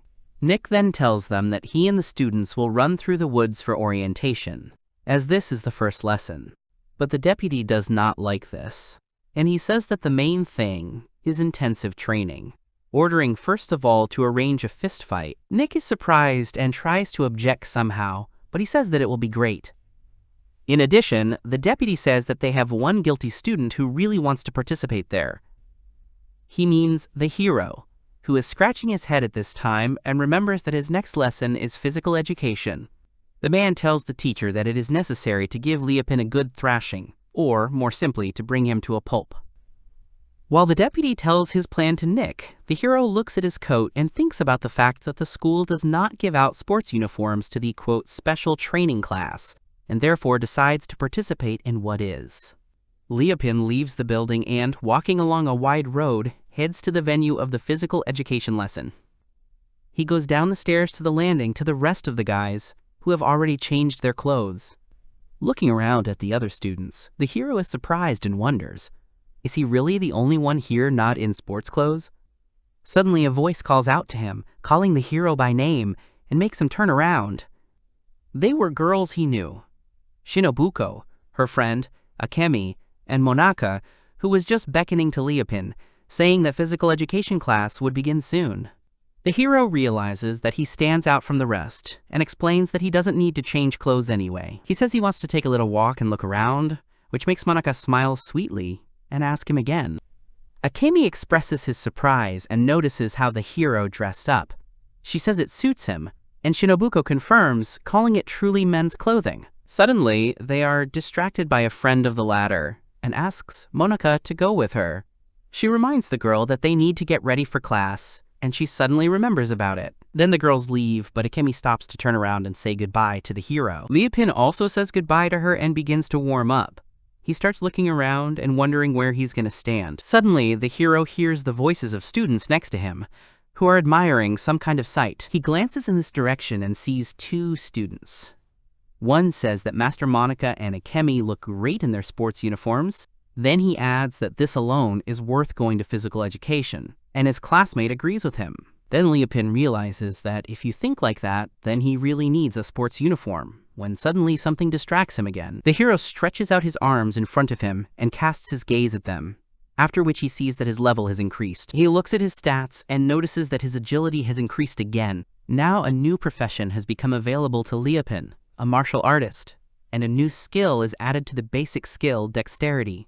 He sees this and wonders, does this mean that he raised the level just by looking at everyone? The hero begins to study the profession of a martial artist. He sees that skills have been added to the basic skills and clicks on the question marks to look at information about them. A window opens in front of him, which says that this is one of the hidden abilities of the skill, quote, Dexterity in everything without a pronounced sphere of skill. Leopin is informed that the full picture is revealed when the skill effect is repeatedly activated. He remembers hearing about it once. Leopin then explains that the skills of each profession are basically the same. However, when a person increases their level, in rare cases they can gain skills with unknown effects. And all these skills, according to the hero, are very powerful. Leopin smiles and thinks about the fact that he used to think that he was unlucky, because he does not have a profession. But then he has a new question. How to activate this effect. The hero thinks that in the end, he will figure it out, so he decides to switch to a profession and see what's what. With the change of profession, his characteristics also change. Now his skills consist of 3 types of martial arts. Now Leopin is thinking that he will now focus on his physical skills, hoping that he will succeed. Suddenly, someone calls out to the students and asks them to look in the direction from which the sound is coming. Turning around, they see the teacher smiling broadly, who raised his left leg up. He greets everyone who came to class and introduces himself as Nick Baka, the physical education teacher. The students begin to admire the kind of muscles the coach has, and the boys begin to envy him. Nick raises his hand up and announces that he needs to say a few things before they start the class. He says that some of the students may know that there is powerful long-range magic in this academy, while all the students are listening to him attentively. The physical education teacher begins to stretch his arms and explains that, first of all, this is not a drought. He says it's a spell that allows you to live without drinking water. The main character is thinking. Liepin recalls that if you think about it, he never felt thirsty, even when he was working hard. The coach continued his speech and said that this was one of these small indulgences that the academy had accepted. The students listened attentively and said that it was really difficult to find drinking water here. The other girls said that's right. Then the coach showed his muscles and said that there was still avoidance. He exhaled right through his nose and was very excited and proud of himself. The man said that avoidance is a magic that allows you to scare away animals and monsters. However, one of the students said that he did not think they had met these monsters. The coach said that, however, the students should listen to him carefully. He warned that starting tomorrow, this magic would gradually begin to lose its effectiveness. He asked the students if they understood what this meant. Now the monsters will be able to get into the boys' houses. That's why physical education is very important. The main character, Leopin, thought that he understood what the coach meant. The man said that they would focus on practice and martial arts. Then the man jumped off the stage and said that because the monsters won't wait for them to grow up and raise their level, the guys were scared at the sight of the coach. Then the man smiled and said, "That's why today they will fight with their bare hands, as much as their profession can allow them." The students were surprised and asked how it was. The coach laughed. Then he went ahead and said that, of course, he would show them an example, so they didn't have to worry. Then the coach turned towards Leopin and nodded at him, and then grinned. Leopin was surprised. Then the man pointed his finger in the direction of Leopin and asked the young man his name and what his name was. Leopin was surprised. The coach smiled. Leopin sighed and thought that it looked like the deputy had done his best. Leopin said they probably already knew his name. Then the man laughed and said that he did not understand what the main character was driving at and called him a boy. Then the man calls the young man a bad word and asks someone if anyone knows the name of this young man. Leopin thought about how many people seemed to know. The man waved his finger and said that Leopin was a local celebrity, so the young man should come out. He started laughing. The man said they should have a small practice match. Leopin started scratching his head. Then he exhaled and agreed. After a while, the young man stood in front of the coach, and many people gathered around them. The guys smiled and said that this was a real piece of trash and what it was capable of. Another young man said that the coach would beat everything out of Leofine. The guys started supporting Nick's teacher. At that moment, the girl said that it would be interesting, and as far as she knows, Leopin will surely come up with something. The girl standing next to him said that, after all, it was she who raised him. They started supporting Leopin. Coach Nick said that Leopin is really a celebrity. As a sign of respect for the opponent, he will take the first blow without protection. The leopard can beat him however he likes. Leopin listened to him attentively. Leopin asked if this was really the case. Then he'll take a chance. Then Leopin clenched his fist and thought that he didn't want to be laughed at for being clumsy. He then activated the dexterous body skill. He looked at the man and decided that he would convert most of his status into muscle mass. Then the young man said, "That's when he starts." The young man sighed. Then he punched Coach Nick and sighed. In terms of his status, his standard of living, stamina, coordination, concentration, magic power, and 5 senses have dropped to 1. Agility dropped to 200, and strength increased to 2,500. Coach Nick didn't expect the young man to hit very hard. Leopin was very surprised. Coach Nick flew to the side. The man was lying on the ground and shaking with impotence. Foam was coming out of his mouth. Leopin looked at his fist and thought deeply. The guys standing behind him were very surprised. Leopin looked at his fist and thought that 2,500 in strength was too much. He understood such strength. The guys were at school. A dark-haired young man was asking about what it was just now. The blonde-haired young man asked if such a blow was even possible. Someone also said it looked more like an explosion. Leopin looked at everyone and thought that he had thought the same thing, but first he needed to give him first aid. Suddenly, someone shouted to see if Leopin and Coach Nick were okay. Suddenly, Monica ran out of the crowd and ran towards Coach Nick. Liapin noticed her and thought that this was what was expected of Monica. As a saint, she cannot leave a wounded person without help. Suddenly, Monica grabbed Liapin's hand and told him to hold on, and then asked if the young man was conscious now. She added and asked him if it hurt anywhere. The young man asked Monica in surprise if she had seen that he was okay. Monica looked at the young man in surprise and did not understand what he was talking about. Then the young man Liapin pointed to the girl's side and told her to look there. He pointed towards Coach Nick, who was lying unconscious on the ground. Monica was surprised and called Teacher Nick. Liapin looked at the surprised girl and said that he knew that the girl wasn't looking. Monica was surprised and asked what kind of nonsense it was. The girl said that she was looking at Liapin all the time. The very thought of the young man getting hurt was terrifying to her. Liapin scratched his face and said that he understood everything. Then the girls approached Teacher Nick and asked if he was okay. Another girl said that Teacher Nick seemed to have fainted. At this time, Teacher Nick jerked his hand. Suddenly, he jumped up from his seat and squatted down. The girls were frightened by such a sudden movement of Teacher Nick. Then the man wiped his saliva and began to grin. Then the man turned towards Liapin and said that it was very funny and called Liapin Mr. Celebrity. He also said that it was a move to minimize the damage and that the young man had misdivided his body weight upon impact. The man laughed and said that Liapin hadn't even guessed it. Liapin stared at the man intently. Other students breathed a sigh of relief and thought that this was the whole point. They started discussing that he thought so, which was strange that it was a one-punch knockout. They said that only a monsoon from the 20th grade is capable of such a thing. Liapin looked questioningly in the direction of the guys. Liapin thought about how he hadn't seen any of the kids in the 20th grade, and they weren't even in physical education class. At that time, the guys from the 20th grade were looking for the skin of a flying dragon. Then Coach Nick started walking forward. He called for Liapin and called him their celebrity. He said that the games were over and that next time everything would be serious. Liapin was surprised and asked what it meant. Liapin said whether the coach really wants them to continue. Coach Nick was waving his hand at that moment and saying that of course he wanted to continue. He also adds that he hasn't shown everyone how to hit yet, and now it's his turn. Liapin turned to the teacher and asked what might not be necessary. He pushed Monica away and told her to stay away from him. Then the man screamed and said that he had not asked Liapin. At that moment, Liapin shuddered and thought that things were going badly. He realized that he needed to add statuses as soon as possible, and then he thought about activating the rigid body. Coach Nick took a swing and said that Liapin was finished now. At that moment, Monica held her face and squeezed her eyes shut. Coach Nick slapped the main character in the face. Liapin squeezed his eyes shut. Then he opened his eyes. He thought that for some reason it didn't hurt at all.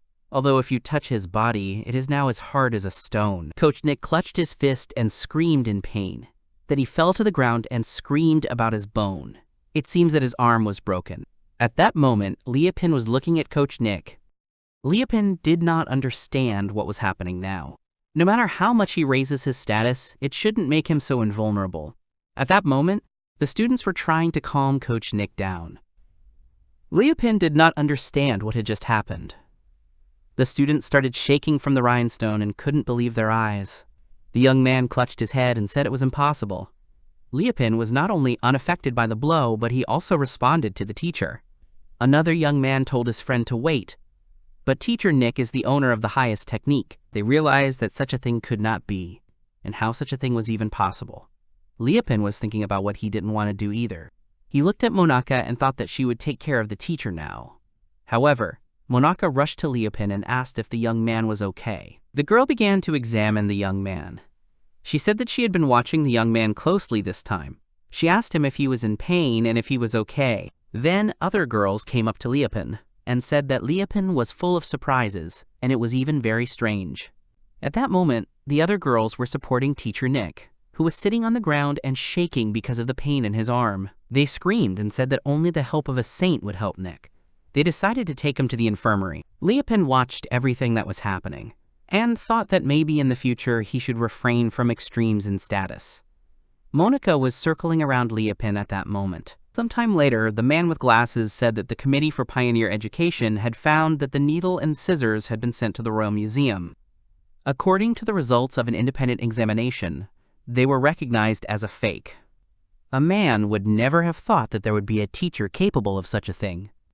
He also heard that physical education teacher Nick was knocked out by a student right in the middle of class. Nick grabbed his hand. In light of recent events, they have decided that they need to review their qualifications. The teachers were surprised. A man with glasses addressed the director of the Royal Pioneer Academy, the deputy director, and the physical education teacher. He also said that they were going to demote them. The men shouted and asked the man to wait. As a result, the school principal was downgraded from SS to S grades. The deputy director was downgraded from A+ to A grade. Nick was demoted from C+ to C. At this time, Leopin was very surprised. He was looking at his status window and thought that he had heard some screams from the castle. He thought about what he had imagined. Then he realized that it didn't matter. He remembered the physical education lesson and thought that he had realized then that he shouldn't overdo it. He thought he needed to ask for points and redistribute them in a more balanced way. Then the young man finished his business and smiled, and then said that was better. Then the young man turned around and said that now he would go back and work for a while. After a while, the young man started chopping down trees. Leopin collected the beams into the cart and thought that now there was a spell around the school that scares away monsters and other dangers. But from tomorrow, its effect would gradually begin to fade. Leopin imagined huge monsters and thought about what it meant, that from tomorrow they might encounter monsters. The young man began to grind the huge beams with a sharp stone. Leopin thought that if there were a lot of people in the living rooms of the other students, they would be able to take turns on duty and thus minimize their losses. He was wiping the sweat off his face. However, the young man lives in the forest all alone, so it's quite dangerous for him. The young man began to put up a huge fence. In other words, he has to do something first.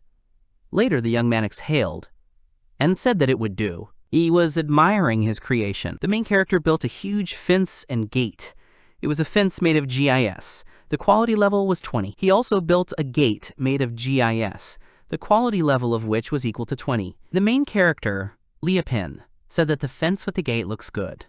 The young man was smiling, but suddenly he felt something. The young man saw the sparks and realized that it was some kind of level up, although he realized that something was wrong here. He started to pull his hand towards the gate. Suddenly, some kind of notification appeared, and Leopin was very surprised. The notification announced that the house had risen to the base level. The main character was surprised and asked what the base was. The sky darkened over the forests and houses, and evening began. Leopin was fast asleep. Before that, he turned his house into an operating base. He was lying on the floor with a small wooden block under his head, and Leopin was asleep and smiling in his sleep. While the main character Leopin was sleeping, the 20th grade was busy searching for the skin of a flying dragon. A dark sky hung over the tall fortress. A group of guys were near the bridge that led to the high fortress. The boys couldn't find that dragon skin. They didn't know what to do. The school building was already closed. Weiss said that there was no need to despair. He would come up with something. Weiss looked at the kids and said that even if they couldn't get to the back of the school, they could look elsewhere, around the perimeter of the school. One of the guys said that the head of the class, Weiss, should listen to other suggestions. Weiss raised his fist and looked in the direction of the sound. A blonde-haired Carl girl was sitting on the ground. She looked at Weiss and said that she could no longer walk. Maybe it was worth ending the search for today. Another girl was kneeling next to her, and the other guys were standing next to her. Weiss raised his fist and protested that they should have the flying dragon skin in their hands by tomorrow morning. A dark-haired man walked out of the crowd and stood in front of Weiss. He spread his arms and said he hoped Weiss wouldn't make them search for the dragon's skin for the rest of the night. Weiss started adjusting his glasses with his hand and said that if the guys couldn't find the dragon's skin, it was only natural for them, but he didn't expect the guys to be so bad at it. The surrounding guys' mouths dropped open at what they heard. Weiss continued to say that if the guys had followed his calculations and acted according to his plan, they would have already found the skin of the flying dragon. The dark-haired man and Carl stood in front of Weiss and started shouting that Weiss was wrong. They hadn't even eaten once during the search. Weiss was adjusting his glasses with his hand, and there was a gloomy atmosphere around him. He said that in this case he is a wise man and is ready to teach a noble lesson to the guys. Weiss looked at the guys with a serious expression on his face. He raised his hand in front of him and said that if the guys did not chop, then of course they did not eat. The dark-haired man clenched his fists. He was angry. He started shouting that how dare Weiss say such a thing to them. A short guy in a hood tried to stop and calm the angry man. The short guy in a hood held up his finger and said that he could offer to triple the evening meal. The guy in the hood raised his hands up and enthusiastically said that good ideas would definitely appear on a full stomach. So many guys were standing in front of him. Carl was standing next to a dark-haired man.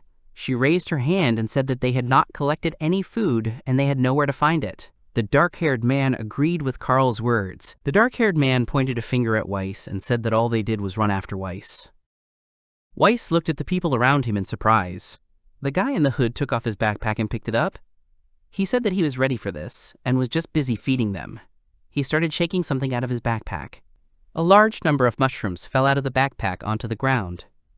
Carl was very happy to see the mushrooms. Several guys came up and picked up a mushroom. They looked at the mushrooms with delight and surprise. The guy in the hood was enthusiastically waiting for the reaction from the guys. The guy in the hood remembered what Leopin had said when they were walking through the forest, that blue mushrooms were poisonous, and if they were eaten, they would cause abdominal pain and hallucinations. The guy said that he was just looking for edible mushrooms yesterday. The guy in the hood rubbed his nose. The other guys picked up the mushrooms and praised him for a job well done. Weiss picked up one mushroom and looked at it. Then he said that if you were as smart as this guy, they would have found the skin of a flying dragon a long time ago. In any case, they can take a break. The dark-haired man stared in surprise. The guys started cooking and wished each other a pleasant appetite. There was one mushroom on the ground, gnawed from several sides. Weiss's face turned a strange color, and his body was shaking a little. Some of the guys were standing, some were sitting on the ground. They were all holding their bellies and shaking. There were whole and bitten mushrooms lying on the ground around the guys. Carl was holding her stomach. Beads of sweat were running down her body, and her body was shaking with pain. She said she doesn't understand why she feels so bad. She thinks she's going to end soon.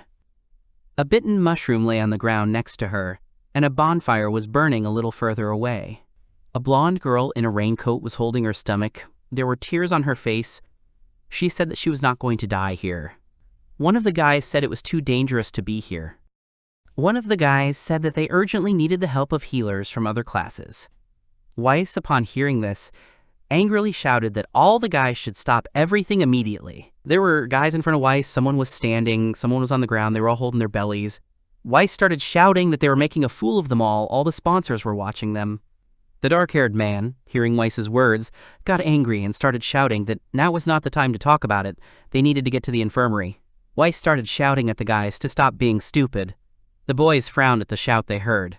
Weiss was lying on the floor, his body shaking in pain. Gritting his teeth, he sat up and said that it was even more ridiculous if he ended up in the infirmary. He would lose his reputation in the class. Carl's face took on a strange color.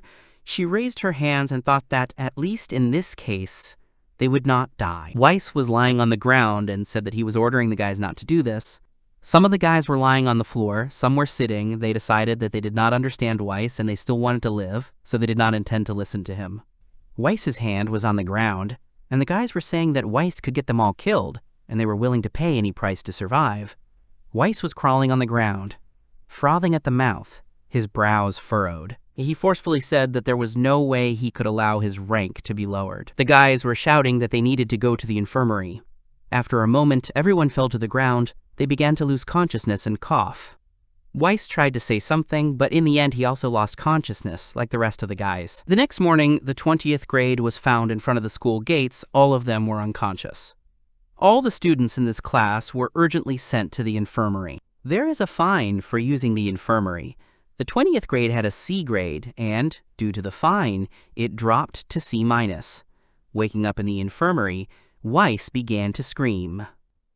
A nurse looked at him in surprise, and there were unconscious patients nearby. The headmaster of the Nekadrin school sat at the table and tapped on it with his fingers. He was angry and said that he never would have thought that the main character Leopin would build a base.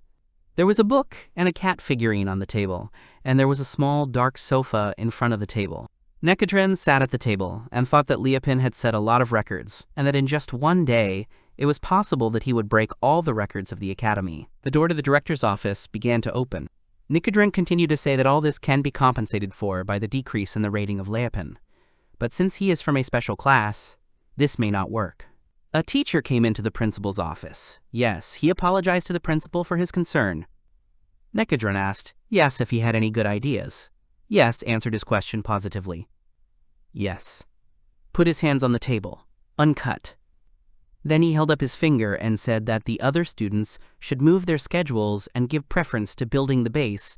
They should do their best with this task. Nekadran enthusiastically said that Yes had come up with a good idea. Now they need to choose a project manager. He should be from among the students who can do the work of others. Yes stood at the director's desk and smiled. Yes replied that there is only one person who is suitable for this job. Weiss appears in the director's office. He asked in surprise if there was anything he could do for them. There was a closed door behind him. Nekadran spread his arms to the side and asked about Weiss's well-being.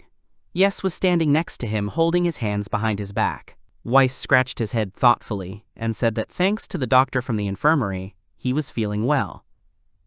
Weiss looked at the front and continued to say that if he was called because of the incident, then he was not the initiator. Nekadran looked at Weiss with a smile and agreed with every word he said. Nekadran raised his finger up and said that he understood everything, but they called him for another reason. He had a specific offer for Weiss. Weiss stood silently and listened to Nekadran. The windows of the director's office were closed and curtains hung on them. Weiss took his hand aside and said that the construction of the ball was still not far away. Nekadran replied that he was not at all. Yes, the table was happy and silent. Nekadran enthusiastically said that it was possible to finish the construction now if such a capable teacher as Weiss would be at the head of the process. Nekadran pointed his finger at Weiss and enthusiastically said that from now on, Weiss has been appointed chairman of the base. Weiss was surprised by what he heard. Yes put his hand to his mouth and said that Weiss could use students from other classes. Weiss raised his hand and began to adjust his glasses. He looked at the adults and then said that he understood everything. The cat figurine on the director's desk was with a raised paw. Weiss said it was true that only he, a true sage, could fulfill this role. The director enthusiastically asked if Weiss really agreed to this proposal. Weiss replied that he agreed, but in return he wanted to ask adults for a favor. The principal and the teacher looked at Weiss in surprise. Weiss raised his hand and began to examine it. Then he said that when the base was successfully established, he would like the adults to appoint him president of the student council. Nekadran raised his fist in front of him and enthusiastically said that he agreed. It would not be difficult to do so. Yes enthusiastically said that he also agreed. If Weiss sets a record for the fastest database creation, then there will be no questions for him. Weiss dried the adults, then squinted and began to laugh maliciously. The principal and the teacher put their hands to their mouths and also started laughing maliciously. Then the three of them started laughing so loudly that their laughter could be heard on the street.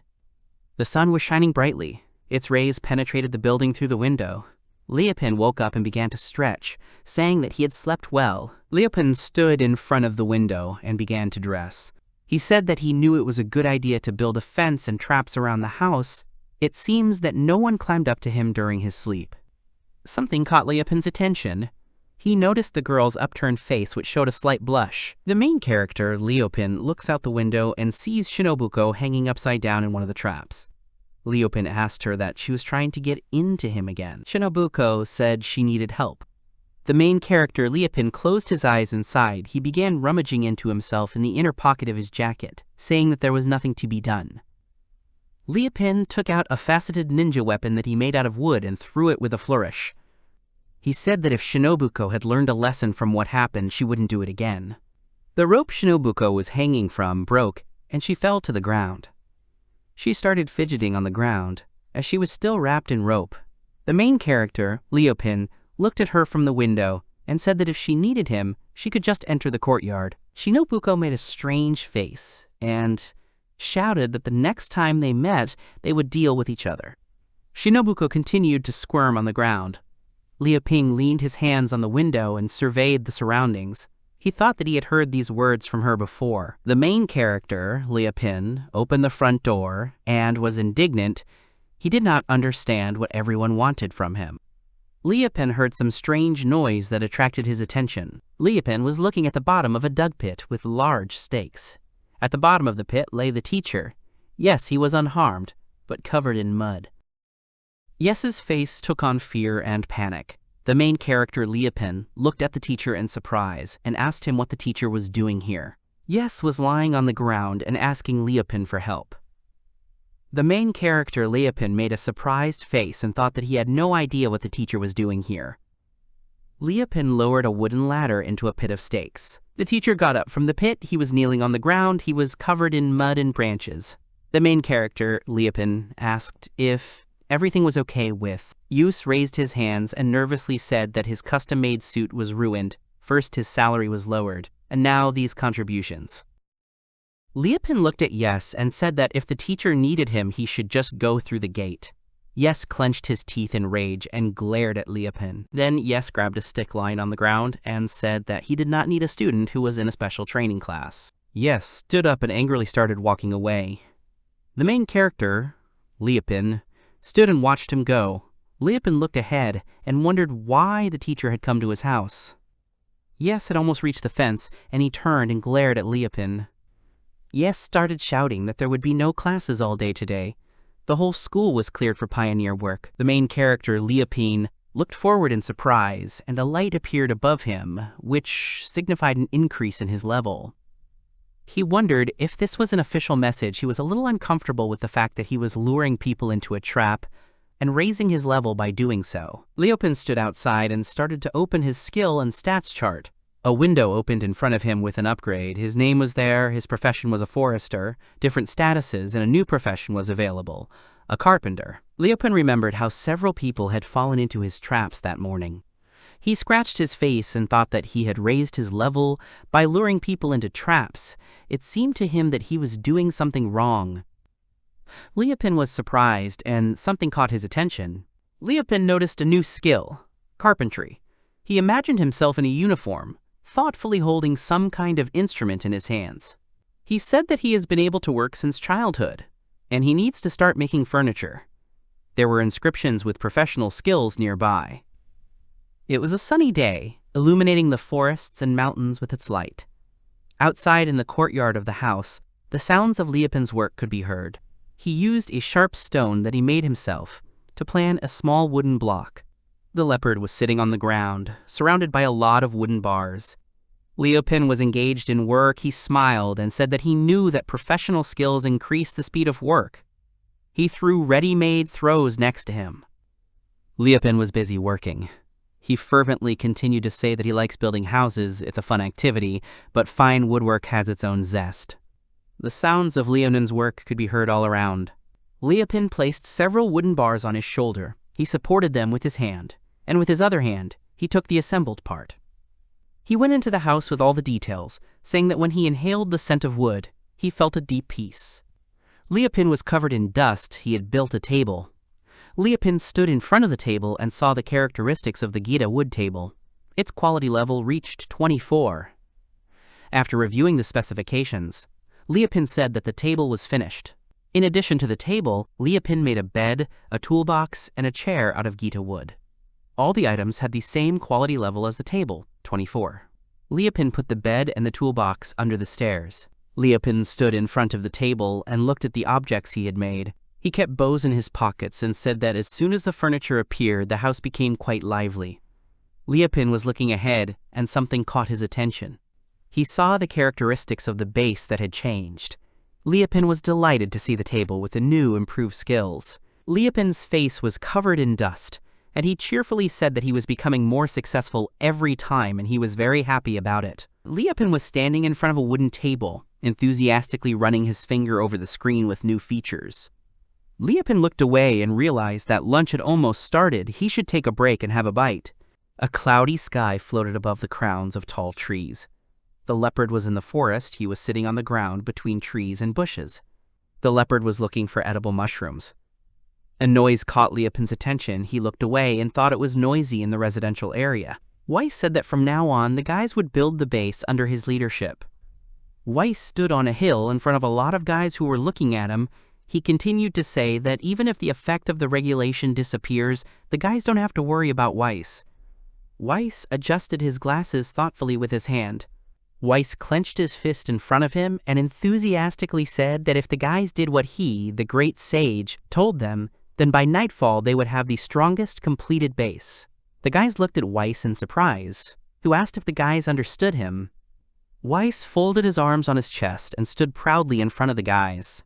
The guys in the crowd started saying that they didn't really believe it was possible to finish the base by nightfall. Leopin stood with his hands on his belt. He was not far from Weiss and the guys. He was at a tree with bushes.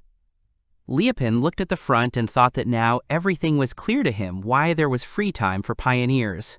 Leopin hid behind a tree. He smiled, looked towards the Weiss camp, and thought that it would be much safer for everyone if the settlement became a base. There was a rustle next to the leopard.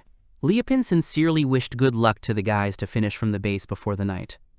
Leopin was holding an object that made a ringing sound. He put the object in his inner pocket and looked away, thinking that he should look around, in case he could find something here. Leopin looked to the side, attracted by the noise coming from there. Leopin turned to the side, wanting to find the source of the strange noise. Leopin, standing in the bushes, looks towards a blonde girl who is holding a bow and arrow in her hands. She was practicing shooting. Taking a closer look, Leopin could see the girl. She was pulling the bowstring to shoot an arrow at her target. A small bird was sitting on a branch in the crown of the tree. A blonde-haired girl pulled a bowstring and aimed at a bird that was sitting on a tree. Leopin looked at the girl in surprise and thought that the clothes the girl was wearing looked somehow strange. Clouds were passing in the sky. Leopin froze, looking at the girl, and thought that this outfit was not by chance the national costume of the East, called kanzashi and hakama.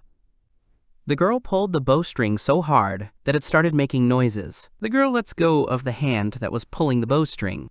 The arrow flew towards the place where the bird was sitting on the branch, but the bird manages to take off. The arrow flies past it.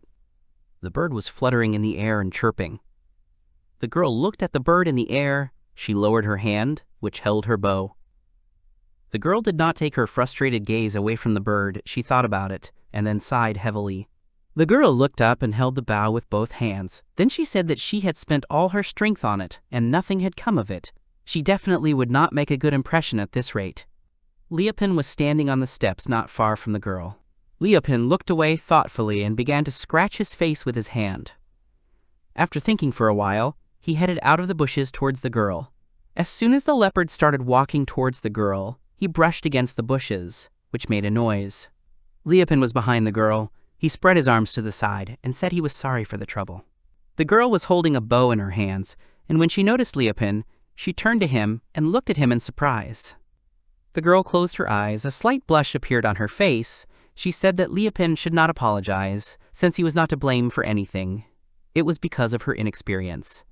The bird continued to hover in the air not far from the girl and the leopard. The leopard looked up and asked the girl if she had been hunting. The girl stood in front of him and replied that she wanted to cheer up those who were building the fortress, but before that she had only fired at stationary targets.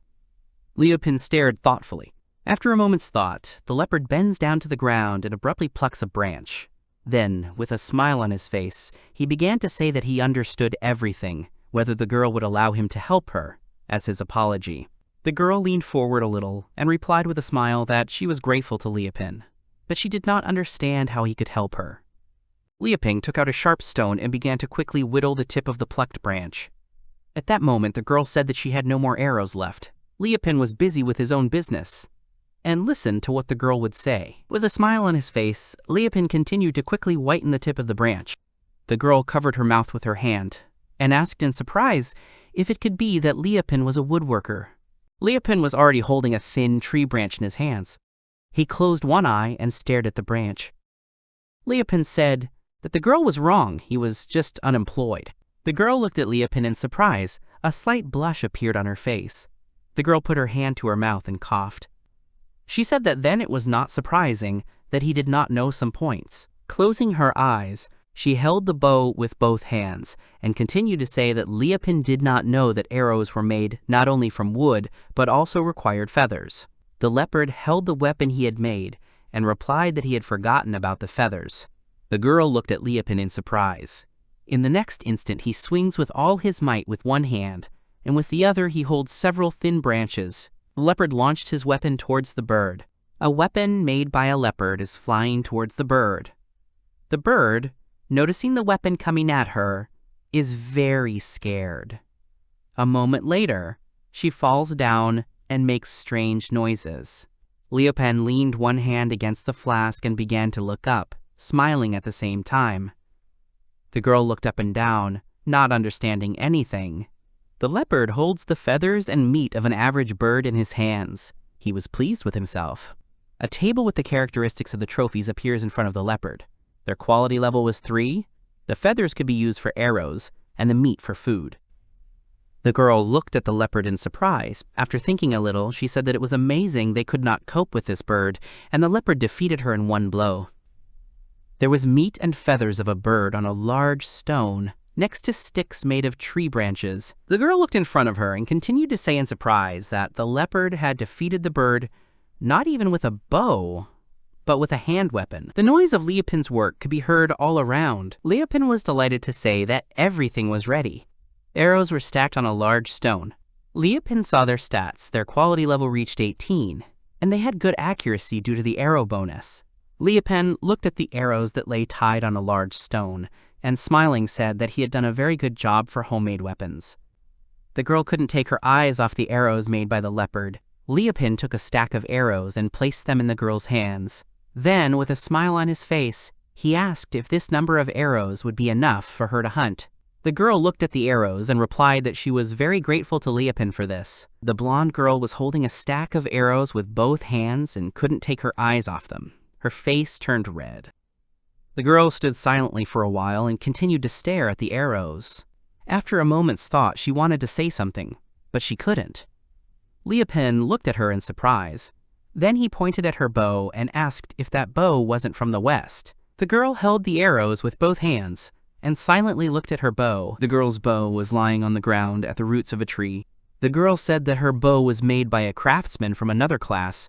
There are not so many clever craftsmen working with wood. Liapen took the tip of the bow and began to examine it carefully. He said that he was just looking at the girl's stance. Hadn't she previously learned how to shoot a different type of bow? The girl was looking ahead, and Liapen said that she had probably practiced with the oriental bow before, which, you can see, she was so used to. The girl was surprised to agree with Liapen's statement. Liapen picked up the bow and began to look away. After thinking, he said that it would be problematic to do this. The girl stood with her arms down and looked at Liapen. The girl looked at Liapen and asked him what he was talking about, and what he was going to do next. Liapen was already standing with his back to her. After hearing her question, he turned around and said that he was going to make a bow similar to the girl's old bow, from which she learned to shoot. Liapen began to take out an axe-like makeshift weapon from his inner pocket. Seeing this, the girl was shocked. Taking an axe, Liapen began chopping down a tree with a homemade axe. He crouched down next to the severed tree and took a small open stone in one hand, while with the other he probed the bark of the tree that lay in front of him. With a smile on his face, Liapen deftly began to use a sharp stone on the felled tree. The girl was standing next to him, and he covered his mouth with his hands in surprise and admiration. The girl opened her mouth in surprise and said that the shape of the bow that Liapen carves is very similar to her old bow, which she trained with. Liapen quickly wielded his hands. He cheerfully replied that the western bow is vertically symmetrical, while the eastern one is asymmetrical. If you are a beginner who is used to the eastern bow, then the western one will be harder to handle. The base of the bow appeared. The leopard put a string on the bow. He took the finished bow in his hands and cheerfully said that, well, the bow is ready. The characteristics of the Sinariga wooden bow appeared in front of Liapen. The quality of the bow reached the 46th level. It was made of basswood. Liapen held out his hand, which held a bow, to the girl. She leaned her arms against herself and stared in surprise at the outstretched bow. There were arrows made by Liapen lying on the ground behind her. The girl stood thoughtfully for a while. After a while, she joined her palms in front of her and enthusiastically said that the bow was perfectly made. It was too beautiful. Even in her country, not every master would make such a good bow. Liapen continued to hold the bow with his hand. He said that he had been working hard on making this bow. Liapen was surprised after the girl was a little indignant. After a moment, she continued to say that she couldn't accept such a beautiful thing from a man she barely knew, Kotlyarov. Liapen replied that it was okay. He liked making the bow himself. Clouds were floating over the forest and mountains.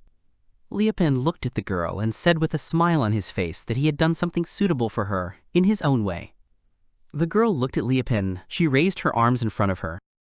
Liapin closed his eyes and smiled. He invited the girl to start dating from the very beginning. The girl sheepishly agreed with Liapin. Her cheeks flushed a little. A small bird was sitting on a branch in the crown of a tree. A girl was holding a bow with her hands and looking at the bird. The leopard stood a little behind the girl and also looked at the bird. Liapin was standing behind the girl, and she took a bow and one of the arrows that Liapin had made. She looked up thoughtfully. Liapin stood behind her and watched her actions. Liapin did not take his eyes off the girl. She pulled the bowstring so hard that her hands and bow began to shake a little.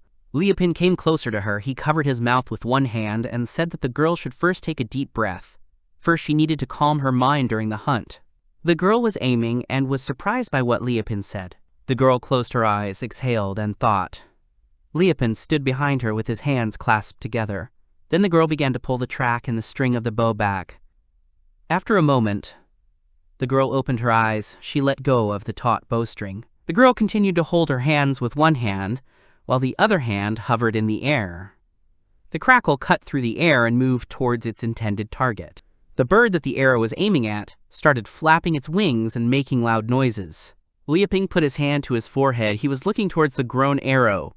A big smile appeared on Liapin's face, and he said that everything had turned out great. Liapin looked ahead. His hands were down, and he said he knew the girl would succeed. Then, before Liapin can finish, he covers himself up because something caught his attention. His gaze dropped down. Liapin sees the girl he made the bow and arrows for lying on her knees in front of him, her hands pressed and her head pressed to the ground.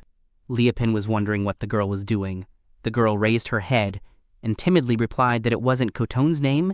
She was from the 19th grade. Then she looked at Liapin. Her face turned red, and he continued to say that she was asking Liapin to make her his disciple. Kotone sat on her lap and looked at Liapin. After a while, she said loudly that she was begging Liapin to take her on as a student. Liapin raised his hands and looked at Kotone in surprise.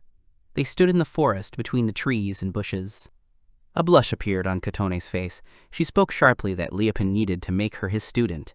Liapin looked at Kotone. He spread his arms to the side. Liapin was shocked and did not understand why Kotone wanted to become his student so much. Kotone sat on the ground and looked up at Liapin and waited for him to make a decision. Kotone was still sitting on the ground and said that she was begging the teacher, Liapin, to take her as a student. Liapin started up. He was shocked that Kotone called him a teacher. Kotone looked at Liapin and said that Liapin made a bow for her. Just by looking at her stance and it fits her perfectly, Liapin even saw the lack of calm in her heart while shooting. Liapin put his hands on his sides and listened in amazement to Kotone's words that she would not budge for a moment until Liapin made her his student. There were several trees behind the leopard. Liapin looked away and thoughtfully began to scratch his face with his hand. He thought that Kotone was behaving strangely. Liapin then said that even if Kotone says so, does she know that being someone's student is very difficult? Kotone looked at Liapin without looking away. It was possible to read the seriousness of her intentions in it. Liapin looked at her and thought that Kotone was really serious. Liapina raised his hands and said with a smile on his face that he agreed. He would be happy to give Kotone advice when he saw her elephant. Kotone was sitting on the ground and was surprised, but did not understand what it meant when Liapin said that he was ready to give advice. Liapin held up his finger and said with a smile that advice meant giving some kind of parting words. After Liapin's words, Kotone's face lit up. She was delighted and said that if Liapin said that, it meant that he was accepting her as a student. After listening to Kotone, Liapin was surprised. His hands were down. He said that Kotone misunderstood him. He did not mean that. Kotone continued to sit on the ground. Kotone clenched her hands into fists and raised them. He cheerfully said that she, Kotone, was ready to do everything possible to meet Liapin's expectations. Liapin looked at Kotone nervously and thought that wasn't what he meant at all. Clouds drifted over the treetops. Kotone began to say that she would like to know what monthly tuition Liapin was going to charge her. Liapin was surprised and repeated Kotone's words about the monthly fee. Liapin raised his hand and said with a serious face that he did not charge for advice. Then Liapin fell silent and began to think about something. Kotone sat on the ground and looked at Leopin in surprise. Then she asked that, in that case, what should she do as a tuition fee? Leopin stood in front of Kotone, who was sitting on the ground, and scratched his head thoughtfully. Leopin smiled and said, "How about Kotone start being friends with Monica?" Kotone looked at Leopin in surprise. After a bit of thought, Kotone said that Leopin meant Monica, who was from the 2nd grade. Leopin sat down in front of Kotone and said that was exactly what he was talking about. Sitting across from Kotone, Leopin smiled and said that Monica is a prestigious saint and her classmates are a little reserved because of this, but if she talks to someone of her own level, Monica will have more fun. Kotone looked at Leopin in surprise. Leopin knelt on one knee and pulled his hand away. With a cheerful face, he continued to say that he was sure that Kotone was able to talk to Monica casually. Kotone sat across from Leopin and listened to him thoughtfully. Kotone put her hands together and pulled them towards her. She closed her eyes and sat silently. Leopin looked at her and asked if something had happened to Kotone. Kotone broke the silence and said that Leopin was the first one to say such things to her. Leopin got to his feet. Kotone said that she and Monica really have a common path. Others compare them as representatives of the classification of saints. Others only do what they encourage their confrontation. Leopin stood in front of Kotone and listened to her. Leopin folded his arms across his chest. Then he looked away from Kotone. After thinking about it, Leopin looked at Kotone and said that he did not understand her. If she and Monica were from the same family with the same goals, then they should get along better with each other. Kotone was staring at Leopin with wide-open eyes, and there was a slight blush on her lips. Leopin spread his arms and continued to say that he certainly wasn't forcing Kotone to talk to Monica. They could do it a little later when they had free time. Kotone covered her mouth and laughed. Then she said she understood everything.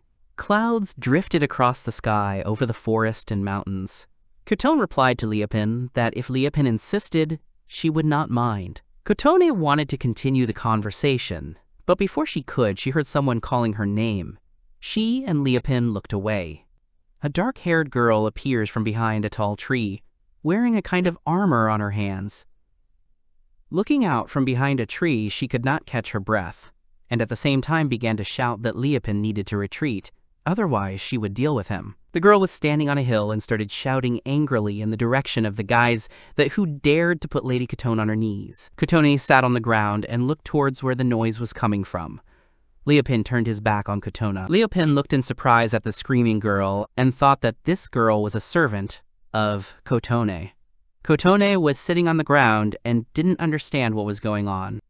Behind the guys, you could see the forest and the high mountains. The dark-haired girl jumped off the mountain and began to slide down the hill. The girl had a scared face. With one hand, she was holding onto a stick that hung from her belt, and with the other hand, she was leaning on the mountain. Leopin didn't want to talk to this girl. Leopin abruptly turns around, clenches his hands into fists, and starts running away. Before running away, he said that with Kotone's archery prowess, there would be no obstacles to her. Kotone sat on the ground and watched the fleeing leopard. Leopin continued to run. Finally, he said that it was time for him to leave. He wished Komona good luck in her endeavors. Kotone enthusiastically looked at the fleeing Leopin and said that she wished him all the best.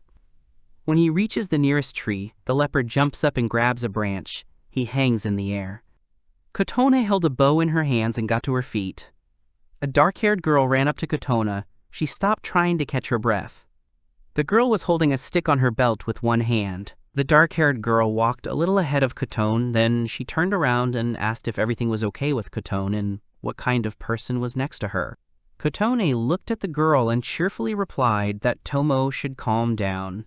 Kotone held a bow in her hands and, with a smile on her face, asked the dark-haired Tomoe girl why she had arranged all this, because everything was in perfect order. Tomoe turned completely to Kotone. Tomoe was surprised by her words.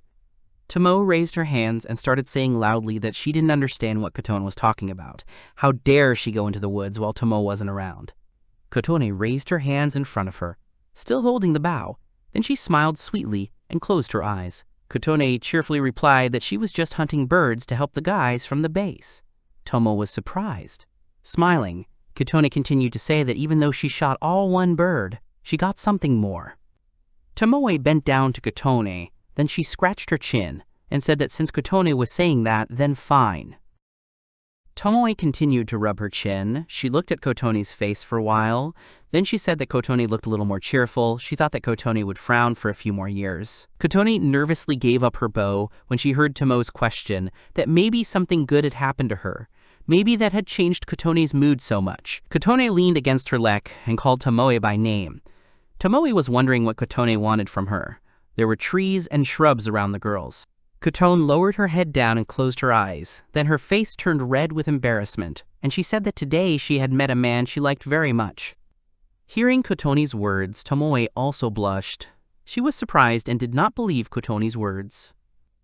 Then Tomoe spread her arms to the side and began to cheerfully shout that this was wonderful news, and if her father heard this news, he would be overjoyed. Tomoe raised her finger up. There was a little protection on her hand, and said that she understood who Kotone liked so much. It was Weiss, who was now in charge of building the base. After saying that, Tomoe waited for a response from Kotone. Tomoe went on to say that if it was really Weiss, then he would be a good partner. Tomoe doesn't have time to finish. Kotone interrupts her. She closed her eyes and said that Tomoe was wrong. She didn't like Weiss, but another person. Tomoe made a surprised face. She didn't expect such a response from Kotone. Clouds drifted over the forest and mountains.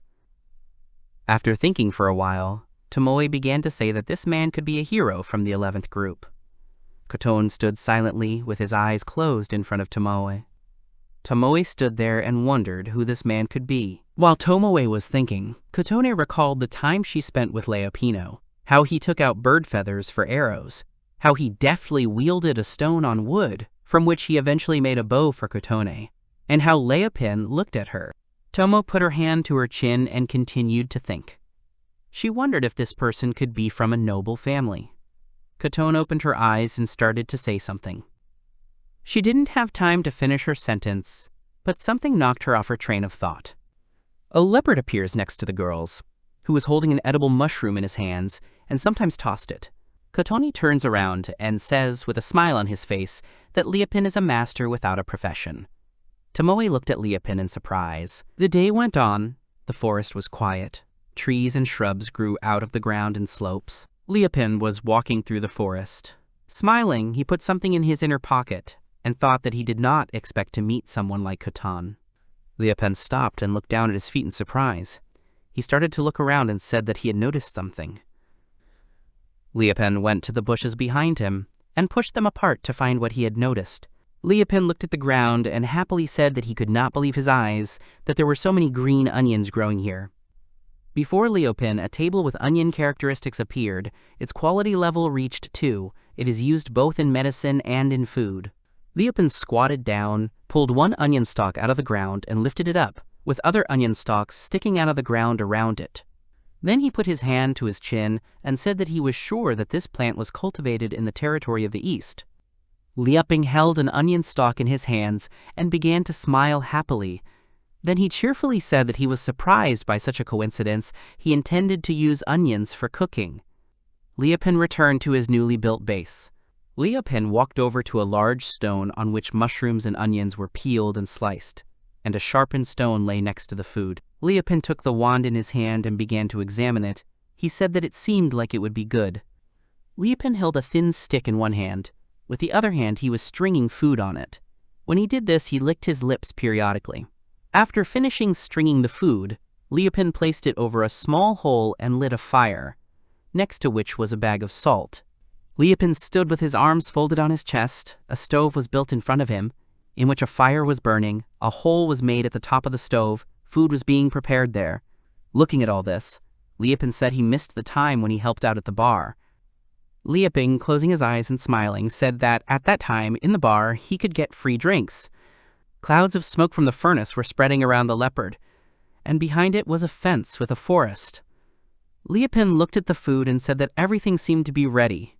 Leopin took one of the chopsticks and enthusiastically said that the food called Negima was already ready. Then a table with the characteristics of the food appears in front of him. Negima was made from poultry meat. The quality level is 10. This food helps with colds. Leopin was holding one chopstick in his hands. He couldn't take his eyes off the food. Leopin's face was red, and the food was steaming hot. Liepin pulled the chopstick to his mouth and said it was time to start eating.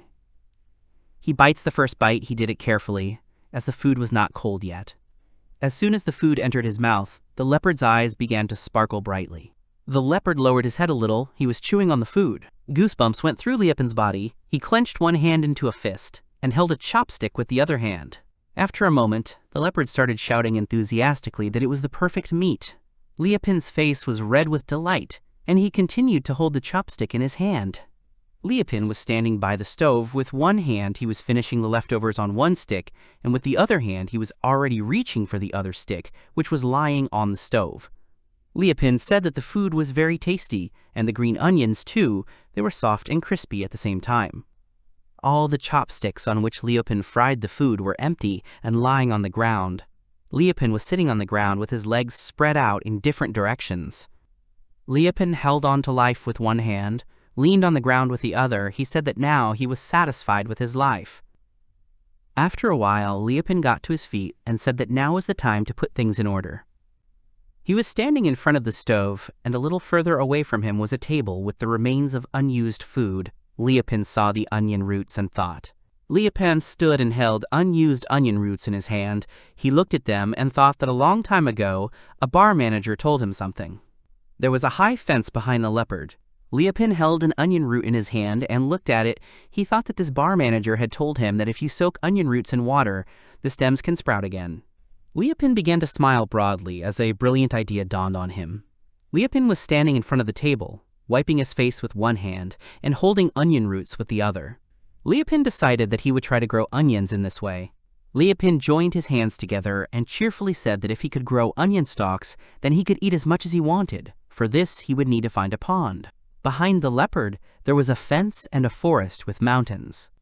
Liepin raised his hand above his head and said that now was the time to move out in search of a pond for growing onions. There was a sky with clouds passing over the roof of Liepin's house.